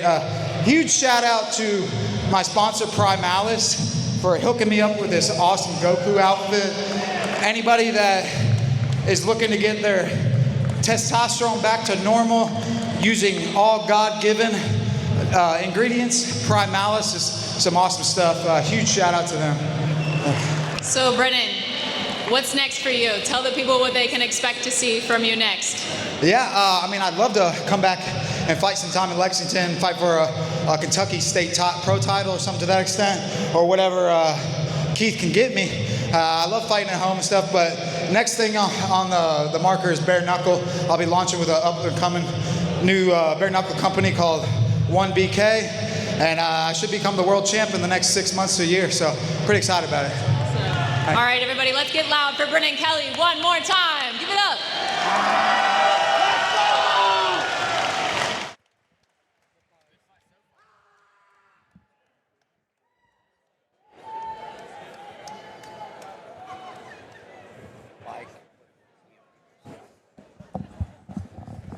Obviously. Now. All right, ladies and gentlemen, so we're cleaning some of the blood up, and we're getting ready for a rematch, which we went back and watched the first contest between Kristen Ynastrilla and Teddy Bear Nate Williams. And Ynastrilla in that fight was able to kind of do what he does to everybody. He forced him up against the wall. He set up a nice double leg against the cage, but as he was getting taken down, he got caught in twister. It's reported as a twister, but it's 100%. It's the shoulder crank. You watched it. I just looked it up. A la AJ McKee, Anthony McKee's son, hit one of those in Bellator relatively recently. It's a pretty difficult submission to finish, but when you get stuck in a bad position up against the cage, it's a devastating I think that's the biggest thing. There's nowhere to go. There's nowhere to get out. If they were in the middle of the cage, I'd say might had a lot better chance of escaping. And I tell you what, Nate Williams has been around for a long time. I got a chance to look back through his record. I mean, he's fought some very high caliber guys. He had a fight with Zach McCoskey back in 2009. Zach McCoskey, who was the first Bellator champion, I believe. I know Zach McCoskey won that belt and either defended it or won it against Ed West, who was another tournament finalist in one of those early Bellator tournaments. Coming into this fight with more experience than maybe any professional MMA fighter we've ever seen. Yeah, he's got more than 50 professional MMA fights. In fact, he had more than 50 professional MMA fights when they fought the first time in 2021. So I think his record's probably even a little denser than. And I think that probably taught reflects. Christian a lot. Yes. When you're fighting a guy as wily and as experienced as that, you see what happens. They can catch you at any time. Yeah, and you can bet that if I double-legged somebody and I got stuck up against the cage in that, I would want that back. So I bet Ynastrilla has been thinking about this for a long time. I think Ynastrilla might come in. We might see the tide turn. This might be a trilogy. Yeah. It's almost been 10 years since their first fight. I mean, you see Ynastrilla 2021 is hungry. They said 2017 on what I saw. I think it was 21. He's grown a ton. Double check. Since that first fight. And I think he probably has been wanting this back for a long time. Oh, yeah. So we're going to see Nate Williams step into the blue corner here, fighting all the way from Des Moines, Iowa. Now, those Iowa guys, you talk about a good wrestling state. Iowa's one of the best. It was 21. 20? Huh, I guess I'm crazy. Bailey's young. He's still learning how to read, folks. Yeah. He has trouble gauging time. He hasn't had much of it. Hey, 20 years? 20 years. Compared to what, you're 50? Yeah, I just turned 50. The big 5-0. The big Colin 5-0. Just turned 65. He just got Medicare. Yeah, if you look at the MRIs of my knee, you would say that I'm probably deep into my 60s. Yeah, it's the jiu-jitsu knees. My knees were jacked up before jiu-jitsu. Really? Believe it or not, I was a fat kid that did a lot of taekwondo when I was young. That's where my knee injuries originated from. Nice. Now you have to imagine at this level, these guys have gotten so good. Yeah. It's probably very tough to find an opponent at flyweight. Yeah. That's why you see these guys got to travel. The fact that he has 50 professional fights in those lighter weight classes is pretty impressive. And like what I saw, like not a lot of rematches or like 3 fights. Like it's all been different people. Looking forward to see. I mean, he's going to be a few years the senior of Ynastrilla, who's 30. We'll see Nate Williams coming in 37. And you see that, that really. This will probably be one of the, as far as match, this is one of the best professional MMA fights we've seen at New Line. Oh, yeah. I'm very excited to have both of these guys here. Now, Ynastrilla is going to have a really good height and reach advantage in this fight. That should make a big difference. 5'6" to 5'1".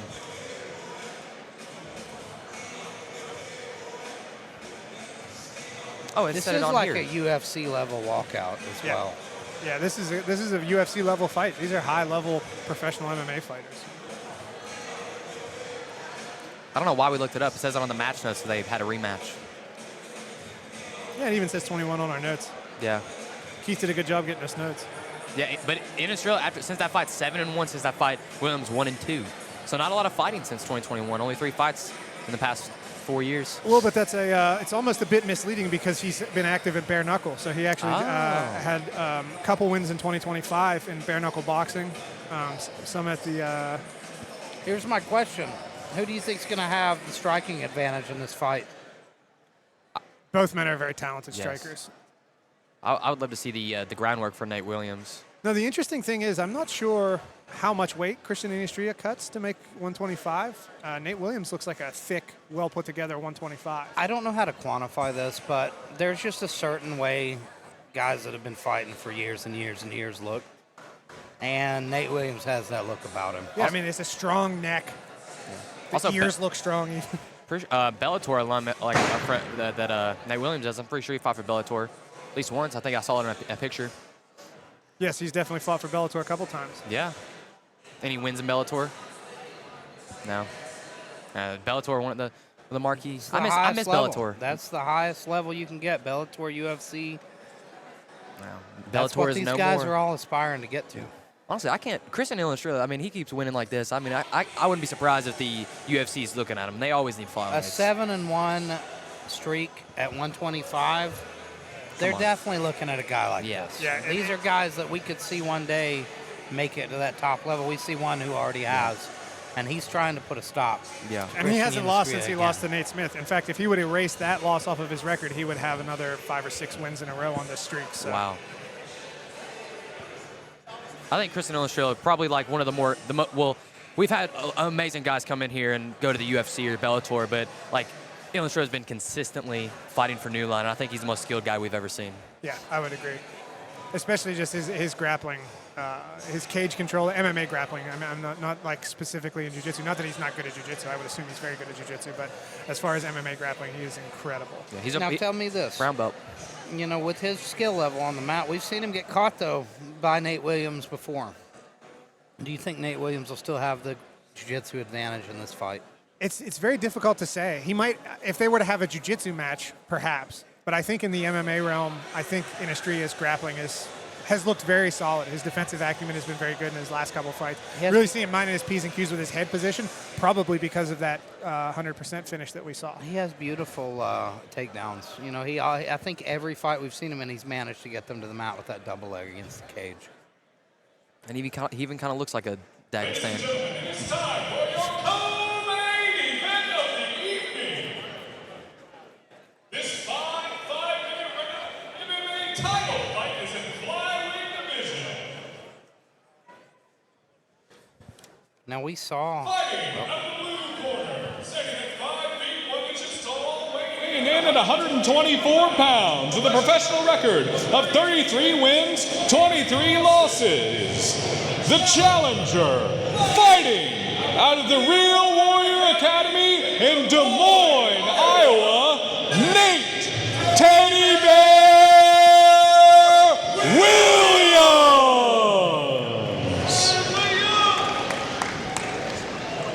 And his opponent, fighting out of the red corner, standing at 5 feet 6 inches tall, weighing in at 124 pounds, with a professional record of 13 wins, 5 losses. The champion, fighting out of MMA Science Academy in Highlight, Florida, Christian the Kraken Ynastrilla. It's gonna be a good 5-round fight, boys. Gentlemen, expect a good, clean fight. Protect yourselves at all times. Questions red, questions blue. Touch them up if you want. Go back to your corners.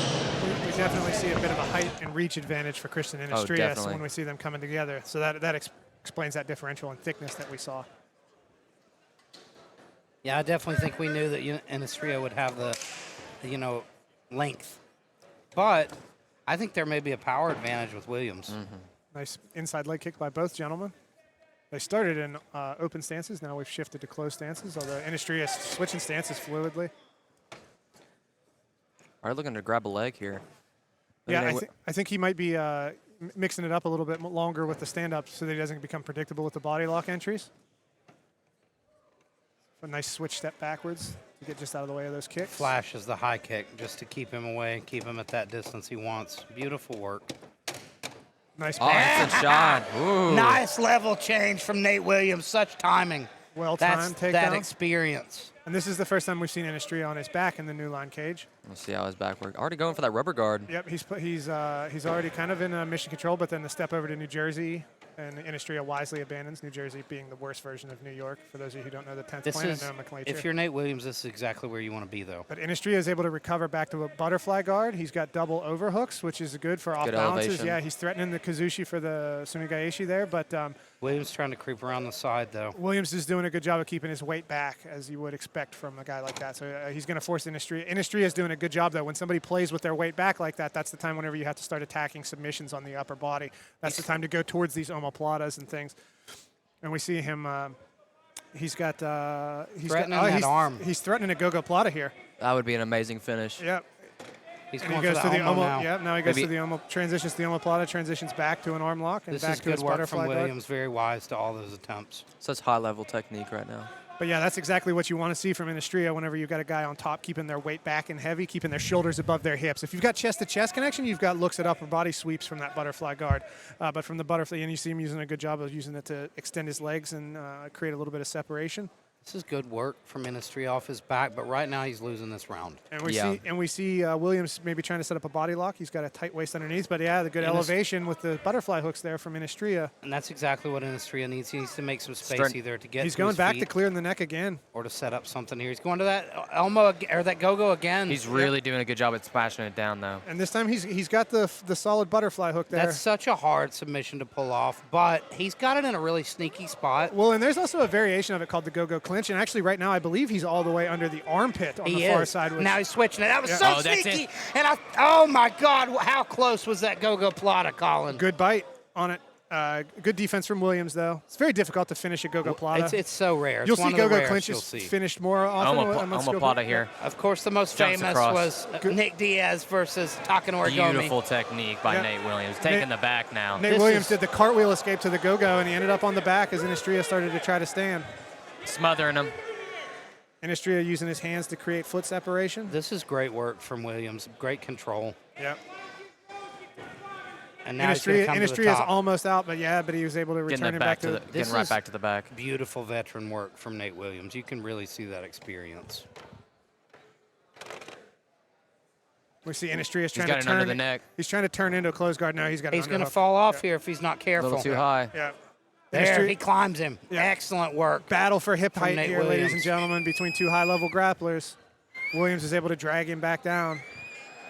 Now he might be actually setting up a twister. We see him with one deep hook, but he goes back to and you know he loves that position. He's very dangerous there. Yep, this is beautiful work from Nate Williams. I'm very under impressed. the neck. This is nasty here. Yeah, he's good here. But it looks like Ynastrilla gets a hold of the hand, and he's fighting, peeling it off. That's good work from Christian Ynastrilla. Ynastrilla was never particularly close. There, that time he's able to successfully convert on the turn back into the top position, and he starts to do some damage of his own. If Ynastrilla is able to do some good work, he might have a shot at if he can do some damage here, he's got a minute to work. He needs to just go for and a big elbow from Christian Ynastrilla on Nate Williams.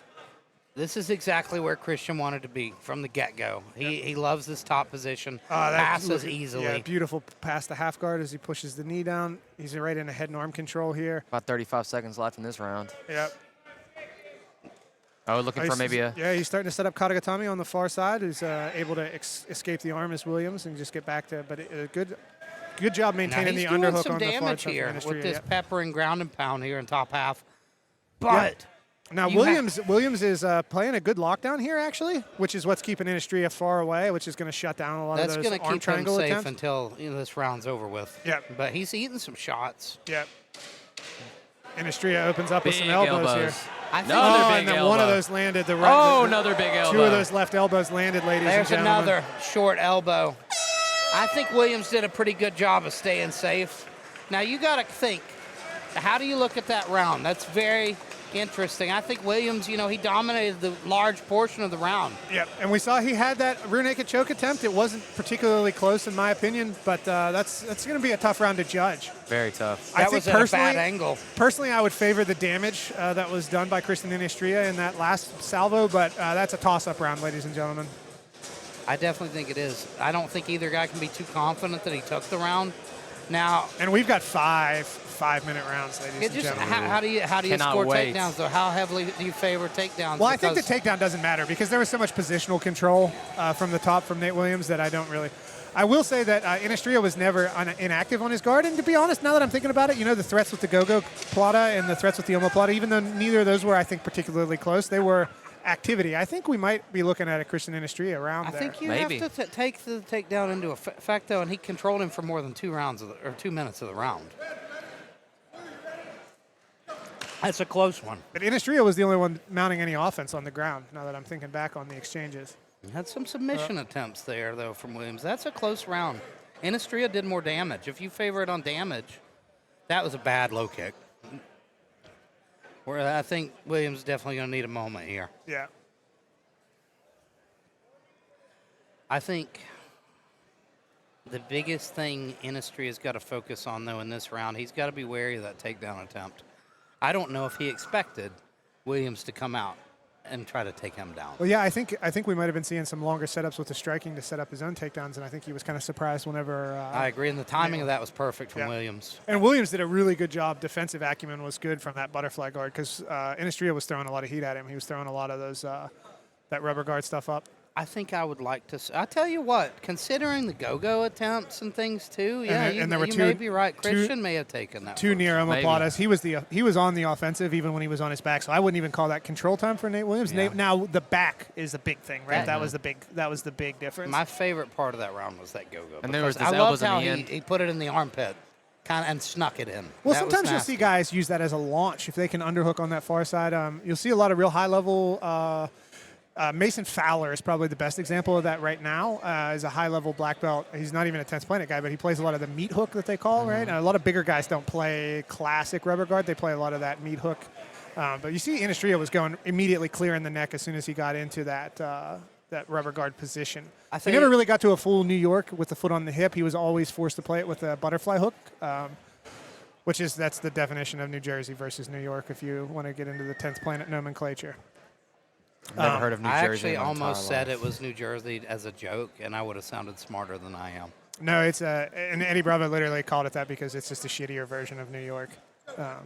Eddie Bravo's words, not mine. And we're back in action, ladies and gentlemen.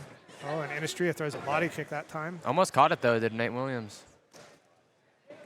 Get up. Now he's There's doing his own leg shot. from Christian, and let's see if he can land it. It looks like he's deep, but I can't good tell if underhook from Williams saves him. But that outside And he's trip. gonna- beautiful. Nice work Beautiful from use of the Ynastrilla. Kosoto from Ynastrilla. Oh, Now and there's he the sets dog- up there's the anaconda choke. Anaconda choke. It's against the cage. Yeah, but He's he doesn't have the let it elbow go. position yet. Yeah. He wasn't able to bring the arm across of Yeah, he didn't like it. And he of Williams. decided to go for Try the to get back to that other instead. hook, that far side hook in. Yeah.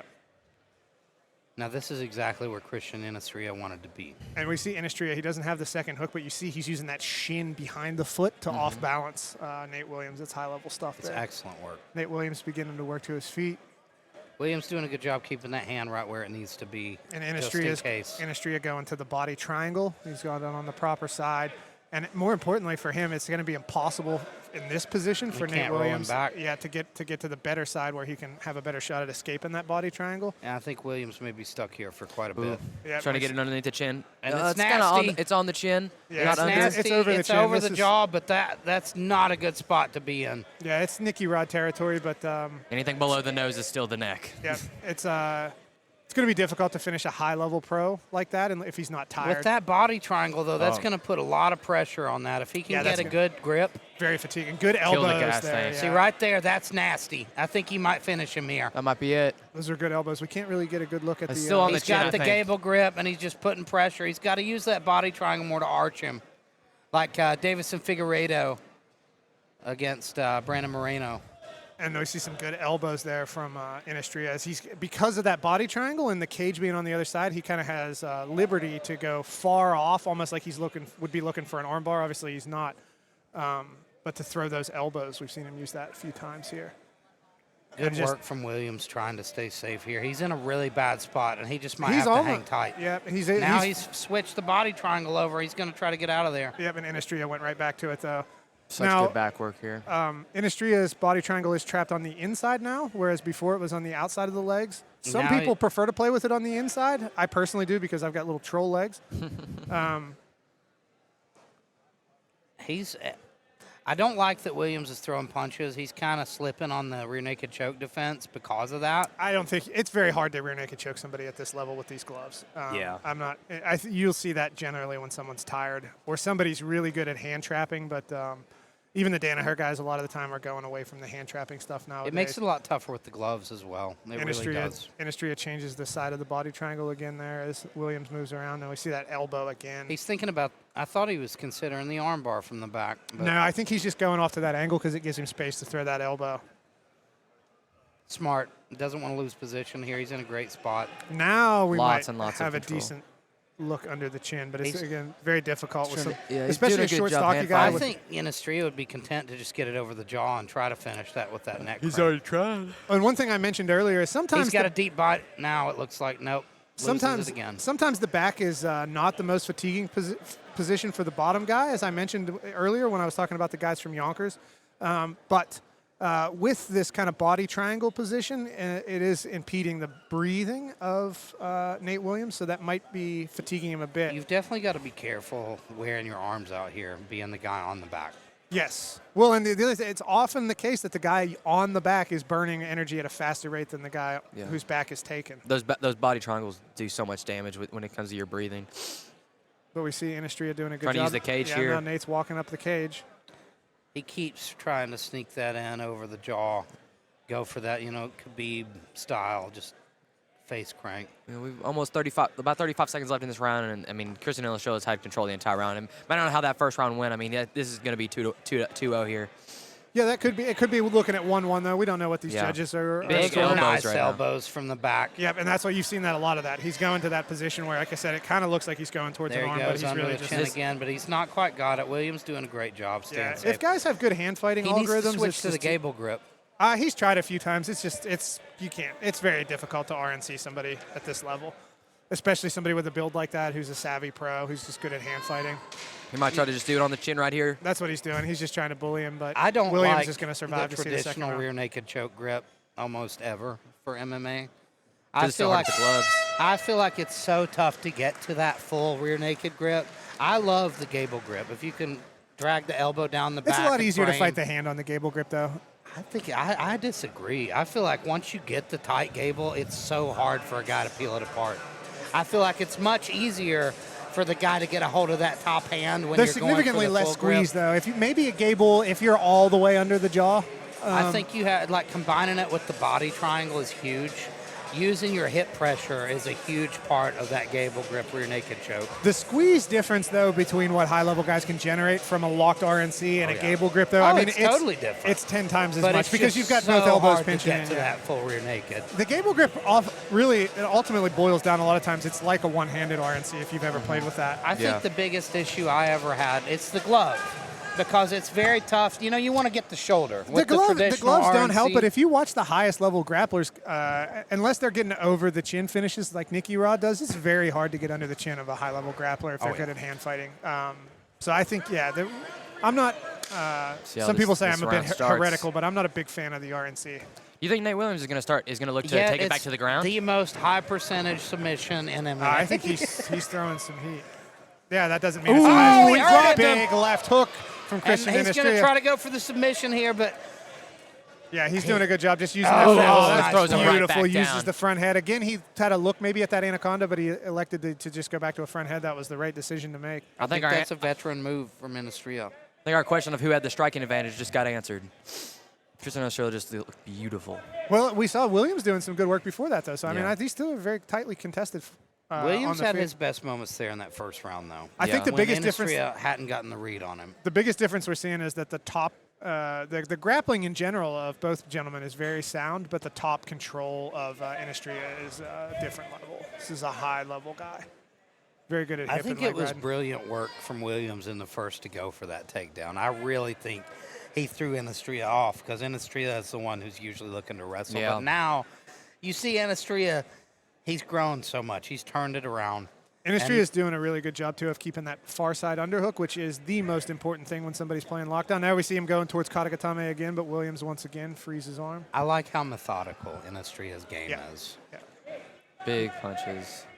He's not rushing the finish. He's not rushing to do something flashy. He's going back to the well. And Williams is doing a good job of using that lockdown to whip up and whip down and get to a hip, but Ynastrilla is just doing a good job of sprawling and flattening him back out. That lockdown's very tough to deal with. When a guy's got a good lockdown, it's tough to deal with that. And Ynastrilla has, like I said, done a great job with that, maintaining the far side underhook, so he's never in danger of an electric chair or But the thing old about school. the lockdown as well is it's trapping you, too. Yeah. It's keeping him on his back. Yes and no. Guys who are good at whipping up and whipping down. Like if Ynastrilla, if he had somebody worse than Ynastrilla on top of him, he would be whipping him around. That's nice work. Yeah, we're That seeing- was beautiful. Now let's see what he can do with it. It was almost good like reversal. almost like the Ben Askren funk escape that we see Ryan Hall playing with. a lot Right out these the days. back door. Shooting right back. Now, and let's pushing see. him He's right got his against hands the together. He's going for a ride. Good job by Ynastrilla getting him right Great back. wrestling. Williams looked like he was looking for a 10-finger guillotine. I thought there that. That's briefly. what I saw, yeah. I've only seen one of those ever. I like, think he's completed. going for that. I thought he was going for that same choke he caught Ynastrilla with before. Yeah, the 100%. He never really had the arm in, though. He might have been trying to set it up, and Ynastrilla did a good job of keeping his head I in think the center. he's almost reaching for it now, trying to get that arm isolated, trying to make something happen. Big that elbow was from nasty Christian work from Ynastrilla. We can't see how well that landed from this angle, unfortunately, but Ynastrilla definitely in control. It's one of those things, you know, fool me once, shame on you. Fool me twice, shame on me. Ynastrilla's not going to get fooled again. Yeah, no, his defensive awareness with his head positioning has been spectacular in this fight so far. But this is, I'm very impressed with both men. I do believe this is one of the highest level fights we've ever seen. Oh, yeah, for sure. Yeah, I would say for sure it is. We see Ynastrilla with a good body and then to the head with the elbow. This is a UFC level fight, ladies and gentlemen. Williams is not wearing very much damage on his face yet. Yeah, even though he's taking some big elbows, though. I think he's done a very good job of staying safe, even though he's in some really bad spots. Yep, and he's made it. Ynastrilla has been able to hit him, but they've, you know, Ynastrilla, it's hard. There's a trade-off, right? And Ynastrilla, I think, is making the right decision, which is to favor control over space to punch. He's methodical. You'll hear a lot of people say, like, oh, you're supposed, if you postured up, you could hit him. It's like, yeah, and if you postured up, then Nate Williams will escape. Yeah, he'll get up. Yeah. You can see that. Anytime he gives Williams any space, Williams is out of there. There, Williams is starting to look to overwrap the head, which is kind of dangerous from this position, but he does have full guard. And it's so hard when his head's pushed up against the cage. You can never really get out of someone's control when you're just pushed up against the cage like that. Yeah, there's just not much you can do there. And Ynastrilla is doing a good job of for a long time. A lot of people thought that, like, you know, if you were the top player, you didn't want to go towards the cage. But if you've got somebody's head and spine at a 90-degree angle with the cage, it's actually a very controlling position. If you're in the corner of Williams, though, are you telling him to abandon the full guard and try to get back to his feet? He needs to get his feet to the hips and try to wall walk. I think. Yeah. He's got no shot. With Ynastrilla's got the forehead pressure. He's keeping his head lower than his hips. There's Williams could try that, but Ynastrilla using that forehead pressure is keeping Make it tough for him to get. Yeah, he's making it impossible for him to get his head. He has to get his head higher than his hips to begin the wall walking action. And Ynastrilla is doing a good job using his forehead and punches and frames with his forearms to keep Williams' head down. I just think that full guard, it's not doing much for him there. You know, he's stuck. He needs to try to find a way out of there and make some space. Yeah. I'll say after this round, it's definitely 2-1. Much easier said than done against a wrestler. And we had a knockdown there, so we might be looking at a 10-8 round there, depending on how the judges are feeling. I mean, knockdown and then complete control. Yeah. But he had that escape for a second there, so I'd say that probably gets him to 10-9. Now, we've got replay here in between rounds. Let's take a look at that shot if we can. I think you can only go back to 15 seconds, so it'll be like knockouts.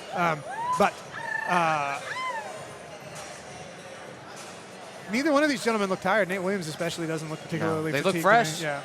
And that's the professional level. At 125 with this many fights, you would hope so. Well, the only reason I even mentioned that is because we did see Ynastrilla lose that one exchange, the one grappling exchange with the gentleman that he fought in this building. I can't remember his name. I apologize to the black belt that he fought. And that was just basically exhaustion, where the guy was able to force a scramble when Christian was tired. Christian was able to recover and go back into complete control later, but very high-level stuff. Definitely no sign of fatigue from him here. No, nor Nate Williams. Nate Williams is there. Nate Williams has got to stop Ynastrilla from getting him to his back this round. That's imperative. I wonder if maybe Nate Williams will look to try to get the takedown first. Christian Ynastrilla reminds me a lot of Aoki. When he gets that body lock, he gets you down. And this is a 5-round fight, ladies and gentlemen. This is still for the title. Anyone's matchup. It still is. Yeah. Ynastrilla had a very strong last round, but look here. Got connected. Williams reverses it and ends up on top. That's what he needs. This is a Nate Williams huge needs to stay moment on top. for Nate Williams right now. It's exactly what he needed. Yep, Nate Williams was able to use that cow catcher to dump Ynastrilla to his back. Now, can he keep Ynastrilla on his back? That's the big question. Now, Ynastrilla using that butterfly guard and working towards I think he's looking back towards that rubber guard again. Yeah, he's going straight back for it. Maybe that go-go plata could be coming. Yeah, and he's not even really playing rubber guard so much as he's just immediately very wary of that go-go after that first attempt. But the problem here is that there's a triangle setup that Ynastrilla is also looking at, depending on the defensive reaction. He's controlling that outside arm, looking for it right there. Now we see him with the foot on the hip, as you would. He snuck it under again, and that's nasty if he can get his hands together. It's going to be very difficult to get His chin's under the foot, though, I believe. Even if it is, it's going to be hard to finish. I mean, hitting a go-go plata at this level is, I mean, I bet is close to 0 sometimes. Yeah, you got a better chance generally with the go-go clinch or the Loja plata, as the guy's name If was. you Logan. can get a good bite on that neck, He might be though, trying to. He and might then shoot up a lock down triangle the right body. there. There it That's is. beautiful. There's that triangle. His Head head's is out. out. Let's see if he can go to the arm bar The here. head is out, but he might be able to get that Tegatame type finish on that straight arm lock. Yep, and he wisely switches to the He's in a omoplata. great probably spot going for to it. look to He's in explode a to get really that arm out of nasty there. position Well, with yeah, that arm bar. he's in an omoplata position now. The thumb is And that's supinated- really tough to pronated, land excuse this. me, Of course, great job by Same Williams. escape And in the Williams, first round. Williams hit Beautiful the escape. exact same cartwheel escape, and But now Ynastrilla he's timed now it to a he's on double top. leg. That was beautiful work by both gentlemen. High level He work. saw it coming. He timed it perfectly. Exactly. He timed that. He timed that cartwheel escape and went right into a double. And ends up right where he wants to be. Great work. from High level Ynastrilla. grappling exchanges by both of these guys. That was a beautiful cow catcher by Nate I watch Williams. fights like this, and I'm like, I don't understand how both of these guys are in the UFC. Dana White, what are you doing? Ynastrilla doing a good job of leg riding there, getting low pressure from Mount. Now we're in a serious Katagatame position. If he's able to up get his against the forehead cage. to the mat, I think we might be able to finish this arm triangle choke, ladies and gentlemen. He's doing the right things. That's he's exactly at a bad spot, and he almost looked like he was going to tap there. I think it was a thumbs up. Yeah, that was a thumbs Okay. up. But, Well, that's good. That's the opposite. Then. But Ynastrilla's got plenty of time to work. If Ynastrilla can keep, we see him doing a good job of He's snaking that turning arm. now. The interesting thing here is the cage is actually inhibiting the escape that we were seeing earlier from Nate Williams to that Katagatame, and we see him doing a good job of using his chin to recollect that. Now, do you prefer to finish this from mount, or do you prefer to hop over? 100%. If he goes to side control, Williams will escape immediately back to turtle, and we will be wrestling. We're going to see it here. He's putting some pressure on now. And in fact, what he's doing is the Shinyaoki finish, where he's grapevining the good. leg and I he's think- off to the side. I think the arm's a bit high on the face. The arm is a bit But high it's on the tight. face. You see, Yeah. that's why he's pulling the shoulder. And I bet it's even more uncomfortable right against that cage. Yeah, and in fact, I would say that one of the things that's making this difficult for Ynastrilla is the fact that he's considerably taller. So the length of the tailbone to tailbone, or tailbone to collarbone length, becomes a factor when you're finishing arm triangles here. But he's doing a good job. He's got the collarbone in the tricep. Now he's starting to get his head down towards the mat. This is a better finishing angle for Christian Ynastrilla.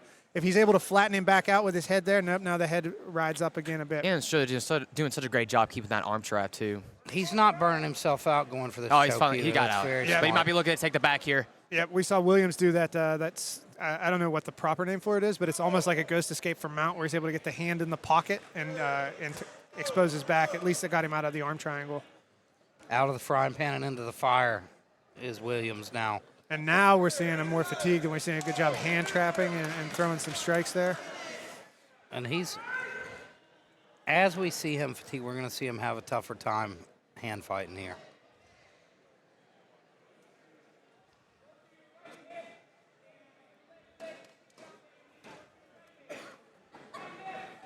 I wish Nate Williams wouldn't worry about striking so much when he's got his back taken. It worries me as well. I always worry when I see a guy doing that. He's doing the right thing. He's not going to get out of this back position for the rest of the round. He's hand fighting effectively. He knows the body triangle's too tight. I think that's the right thing for him to do here. It's a suboptimal position, but that's the right thing to do. He's already proven that he can hand fight well enough. With one hand, he's probably able to defend that, so I don't think he's really in any jeopardy there. Colin, do you usually prefer like the body triangle rather than just keeping your hooks in? I mean, I do if I can get legs are it. 3 feet Yeah, long. yeah. If I can get a body triangle, it's very tight. But I generally play with hooks, especially asymmetrical hooks. I'm not much of a back player, to be honest. I'm usually trying to use an underhook to force Nelson turn back to mount. What about you, Elijah? What do you usually I like do? that floating hook. I like to float my top hook typically and use it on the back of the leg if they turn inward. Yeah. And then throw it over the top if they belly down. You ever have any trouble getting that body triangle? Oh, yeah. I used to be able to do it.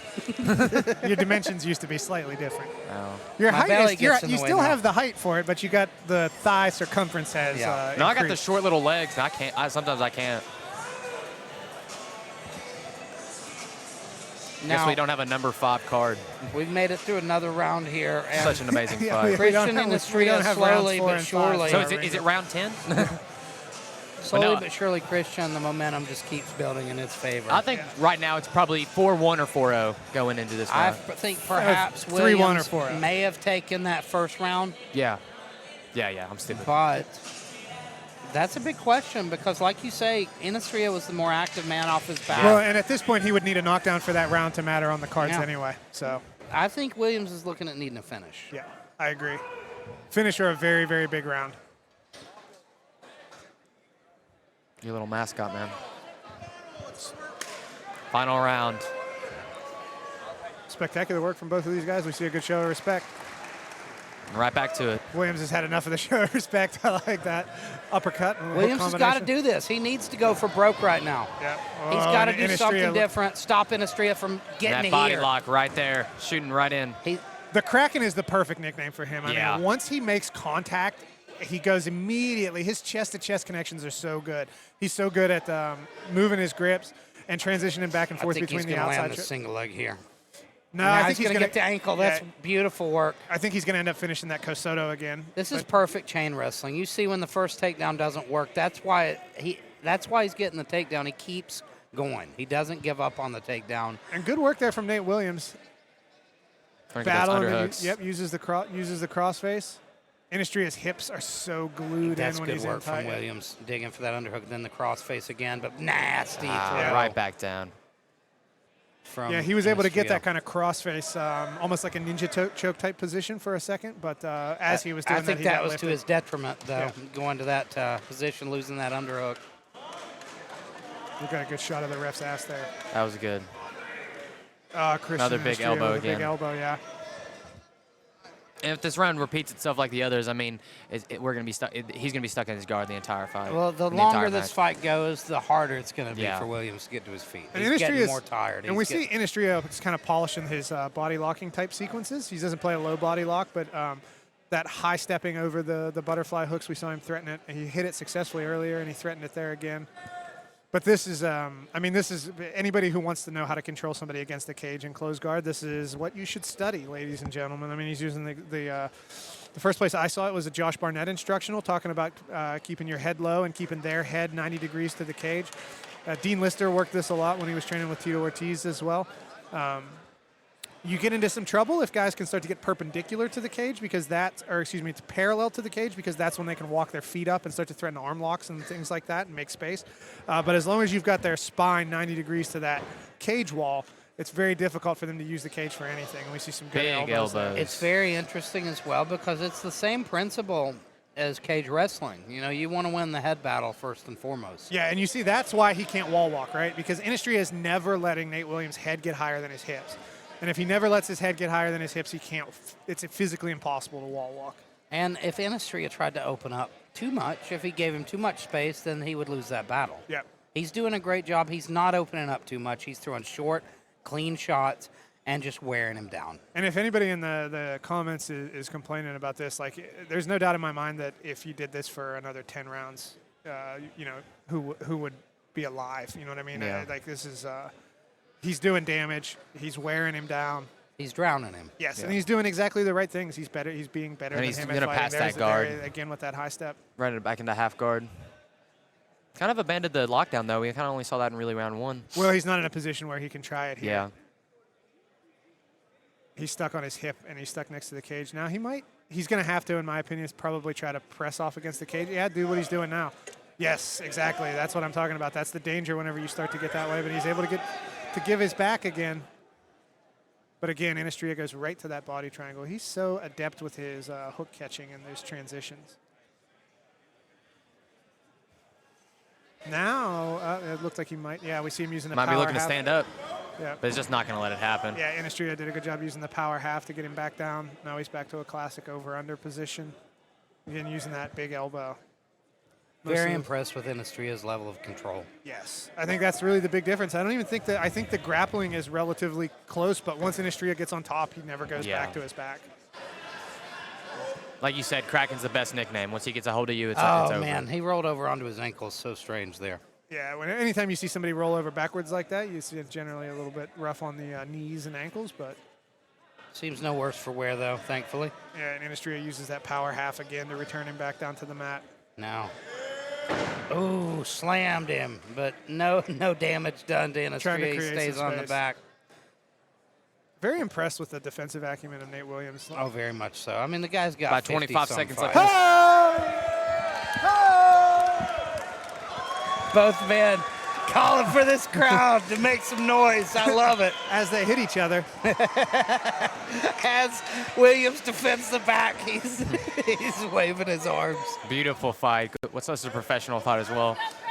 I'm honored to be able to call a fight of this level and this caliber. Nate Williams just looks so frustrated there. He's not getting damaged by those shots, but beautiful work. And look, and after a tough first round and coming against and beating again a guy who beat him once.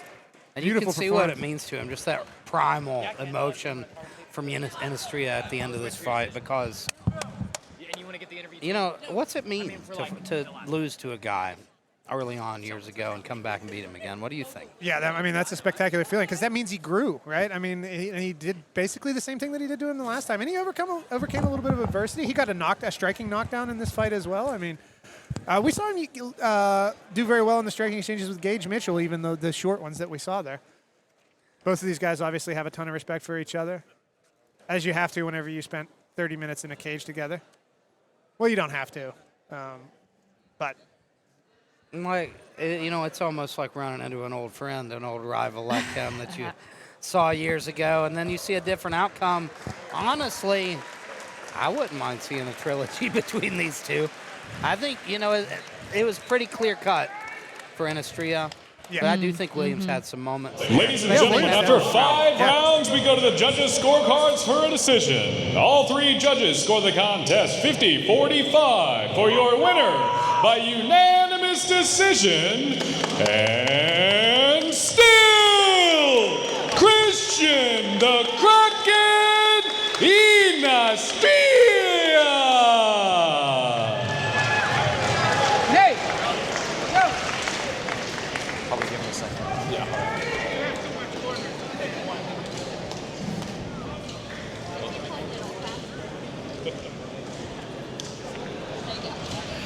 Give it up to our champ. How do you feel, man, defending your belt?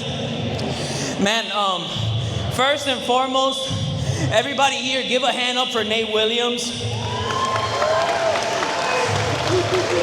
It's not every single day you get to fight somebody with over 50 fights. A lot of people toss the word legend around, but to be in this game for that long, I just shared the cage with a fucking legend. Let's go. Amazing. I know you guys fought before. This was a rematch. He beat you in the first fight. How does it feel to come back years later and get that win? Man, that fight means the world to me. When I lost to him, that was during COVID times. My gym had shut down. I didn't have really any structure in my training. After that, I made a lot of changes. Most importantly, I added Michael Tavares. You know, this guy's been the biggest change to my game. After I lost to Nate Williams, this guy became my wrestling and grappling coach, and I came here today after him submitting me 5 years ago, and 5 years later I dominated him, and it's all thanks to him. Amazing. When's the next time you think we're gonna see you in the NLC cage to defend that belt? Man, I know you guys have a show June or October. I love it here. Guys, make no mistake about it, everybody here in New Line. I am the best flyweight. Get used to seeing me. Amazing. Give it up to our champ, Christian Ynastrilla. Good job, man. Thank you, brother.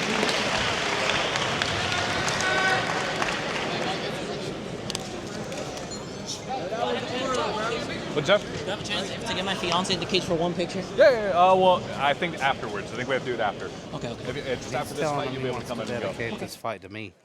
Are you sure? I'm pretty sure. He pointed right at me.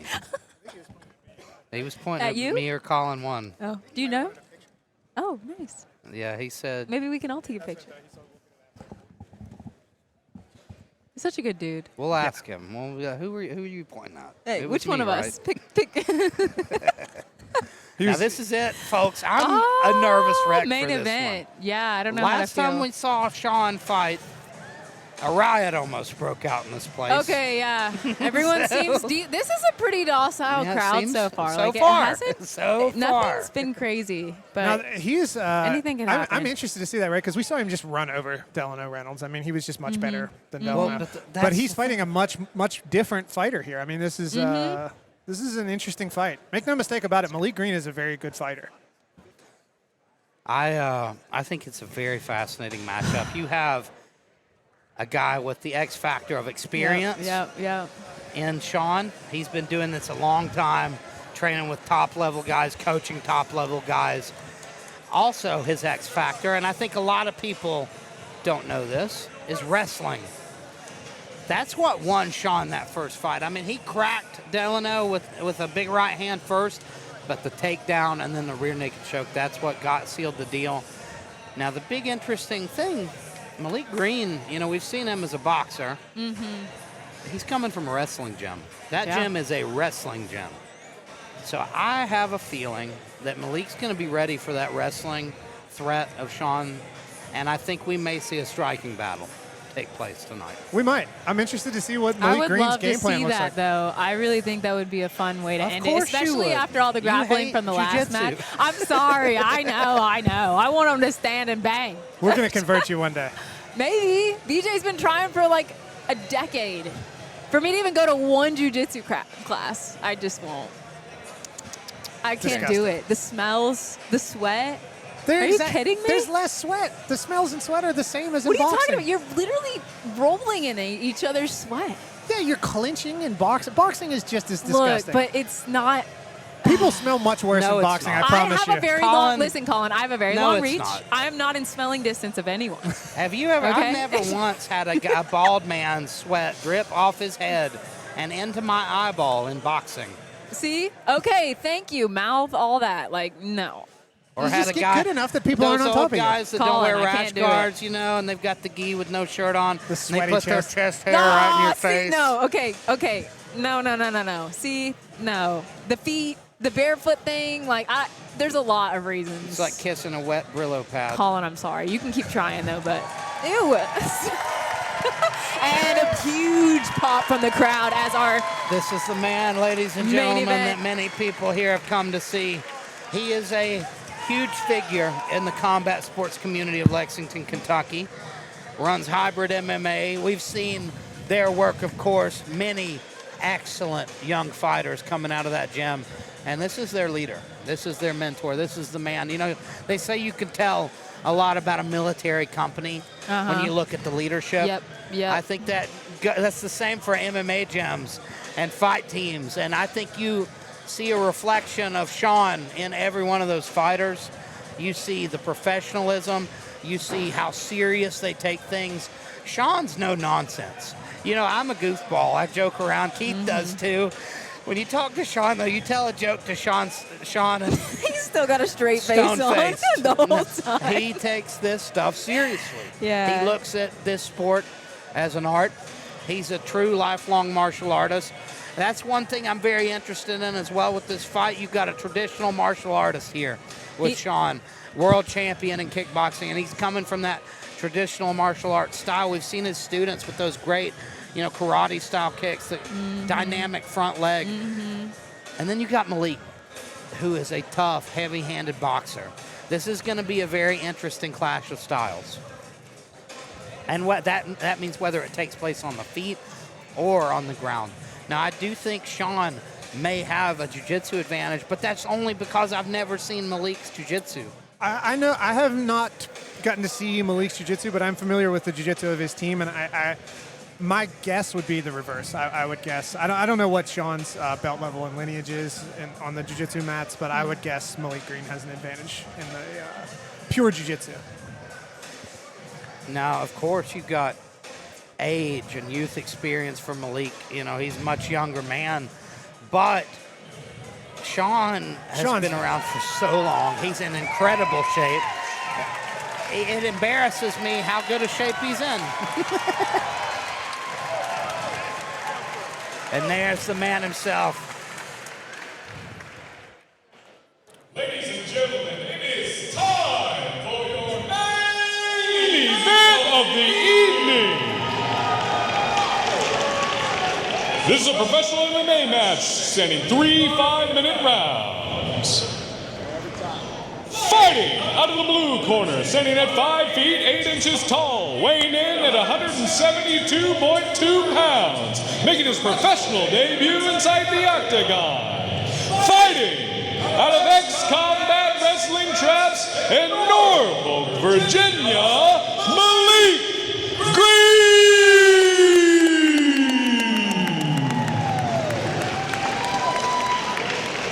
And his opponent, fighting out of the red corner, standing at 6 feet 1 inches tall, weighing in at 172 pounds, with a professional record of 1 win, 0 losses. Fighting out of hybrid MMA and Lexington, Kentucky, Sean Stefanic!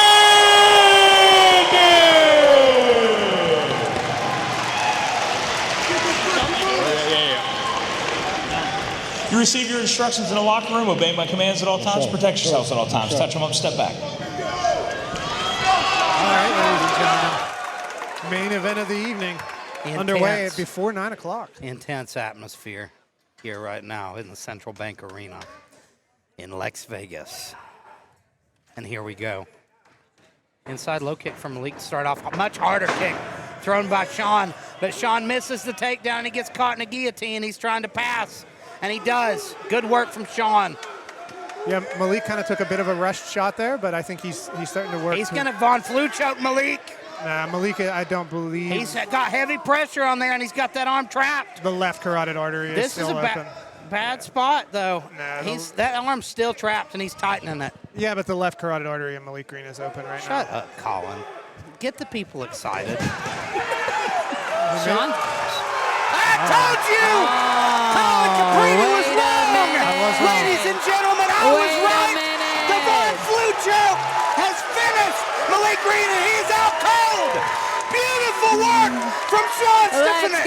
What a fight! My God! Colin, give me that black belt. Give it up. Put it on the table. To be fair, the last angle that I could see his artery, it was open. It's mine now. Give me the black belt. We saw the jiu-jitsu from Sean Stefanic come out there. Sean. I was wrong to question. Woo! What a fight. You have to give it up for that man. 54 years old, doing the damn thing. Against a very tough opponent. To be frank, I thought this was going to be a very, very difficult fight for Sean. I did as well, but he held on to that guillotine too long, and you cannot do that. Well, I think his arm was trapped in there at a certain period in time. He had a moment there where it almost slipped out. Sean doubled down, he tightened it, and he just kept that pressure. That was sick. Woo! I'm fired up, folks. I love to see a Von Flue choke finish. That's just such a unique, rare submission. Colin, talk to people through it. You know, some people might not know what they were seeing there. Well, so yeah, what's going on with a Von Flue choke? It's essentially a katakatame. It's an arm triangle choke. About 37 seconds into the first round, for your winner by submission via Von Flue choke, Sean Stefanic!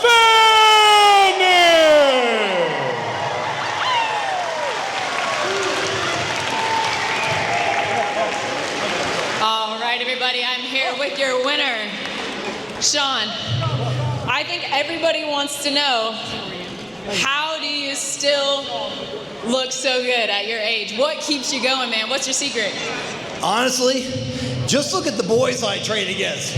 They are freaking animals, all right? They made sure that I was ready for this fight. I got hurt more times in 10 weeks against those boys than I have in probably the last 31 damn years I've been fighting. I just put ice on it, ibuprofen, and I'm back at it. Oh yeah, and Chad says if I lose, he's gonna kick my ass. Oh no, can't let that happen. Definitely not. Hey Sean, words of advice for anybody, maybe even your age, maybe younger, looking to get into this sport in martial arts. Tell me kind of what it means to you and what you would say to an up-and-comer. Listen, this sport's given me so much. When I was 23 years old, my life was going two different directions, and I was lucky enough to have a 10-1 professional boxing guy come in and swing me and take me under his wing. And honestly, this was the better path for me. Anybody that's trying to change their life, this is the way to go, okay? And God willing, I think that's what got me into this sport. Because I could have just as well been incarcerated. I can tell you all that right now. All right, Lexington, let's get loud one more time for our winner. I have one more thing to say. And I know this isn't going to go anywhere, but I'm going to do it any damn ways. I want to fight Jake the Fake Paul, and I'll whoop that bitch's ass. You can believe that. First round knockout. Anyone want to bet me? Anybody want to fucking bet me?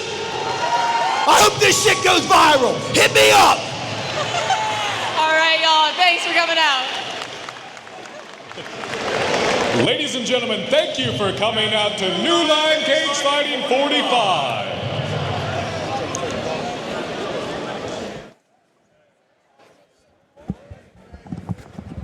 All right, ladies and gentlemen, we are back. So, the big thing about this card is Colin was wrong. Colin was wrong. I thought that if the jiu-jitsu was the deciding factor, it would favor Malik. And Well, no, you just and don't know. You his- don't know your stuff when you're talking about Von Flue chokes and guillotines. That's my forte. Just tell the people you're sorry. I would pay you $1 million if you could guillotine or Von Flue choke me. You don't have that much. I'd take out a loan. You'd be shocked. You'd be shocked. I'll tell you what I will do. I'll sweep you if you try to Von Flue me. Yeah, that's why I don't Von Flue people. I love that sweep. I don't play side control in general. I would have gone back to You have to have a deep bite on the chin strap, though. Yeah. To go for that sweep, and he didn't. He didn't have anything. No, he was trying to recover. So if you notice, what he was doing with his legs is he was trying to recover the empty half and use that to get back to a half guard. And he would have saved himself there. He probably would have had enough counter pressure if he could have got a hold of some kind of half guard to maybe survive. But you see guys like OSP that are so good with that Von Flue, and like you say, Eli Hawkins. Well, and guys who have that build, right? All the guys who are good at Von Flues have the same kind of build. They're all kind of long and strong guys. Obviously, Eli definitely fits that bill. Even Jason Von Flue, we call it the Von Flue choke. For ladies and gentlemen who don't know, Jason Von Flue was kind of a legendary, like almost like a proto Nate Diaz, right? I think we saw him on The Ultimate Fighter. We saw him. I think he beat George Grisel on The Ultimate Fighter, who's well known around these parts in jiu-jitsu because a lot of gyms around here were Grisel affiliates. But yeah, I think that should be national news that Sean won that fight. What season of The Ultimate Fighter was that? Is it 4 or 3? 3 or 4, 2. something like that. 2 maybe. Was it the same season as Rashad? It wasn't. Because Jason Von Flue's a little bit smaller, right? Yeah, they fought at 55 or Had 70. to be 3 or 4. I believe it was the same season that Joe Stevenson was on. I could be wrong. Well, ladies and gentlemen, I think that's it for us. We had an amazing event. This was a fun one. It was a shorter event, but it was a blast. We had the fastest knockout, and we also had several fights just vaporized before our eyes. It happens sometimes, but unfortunately, we didn't get to see Preston Starcher. The big thing, Colin was wrong. Colin was wrong. It's the big takeaway. Colin is wrong I'm from time to time. Belt, just a humble purple belt, and I was right because I know my stuff. But you're in good hands. You got Colin. He knows a few things about jiu-jitsu, but not as much as I do. I didn't even know we had that. I think we got to end it on that, ladies and gentlemen. Pitman, the MVP with the drum kick. Let's go. Ladies and gentlemen, that's it. Yeah, signing off, the outside dog, Colin Caprini, and Elijah I got a bone Thacker. to pick at this angle that you shot me at, Rick. Like, we got to do better about that next time. Look at this. I'm like a pear. I'm pear-shaped. That's what it for us, angle are ladies. you not pear-shaped? From up here. You got to shoot me from, like, the tits up. Bye-bye, ladies and gentlemen.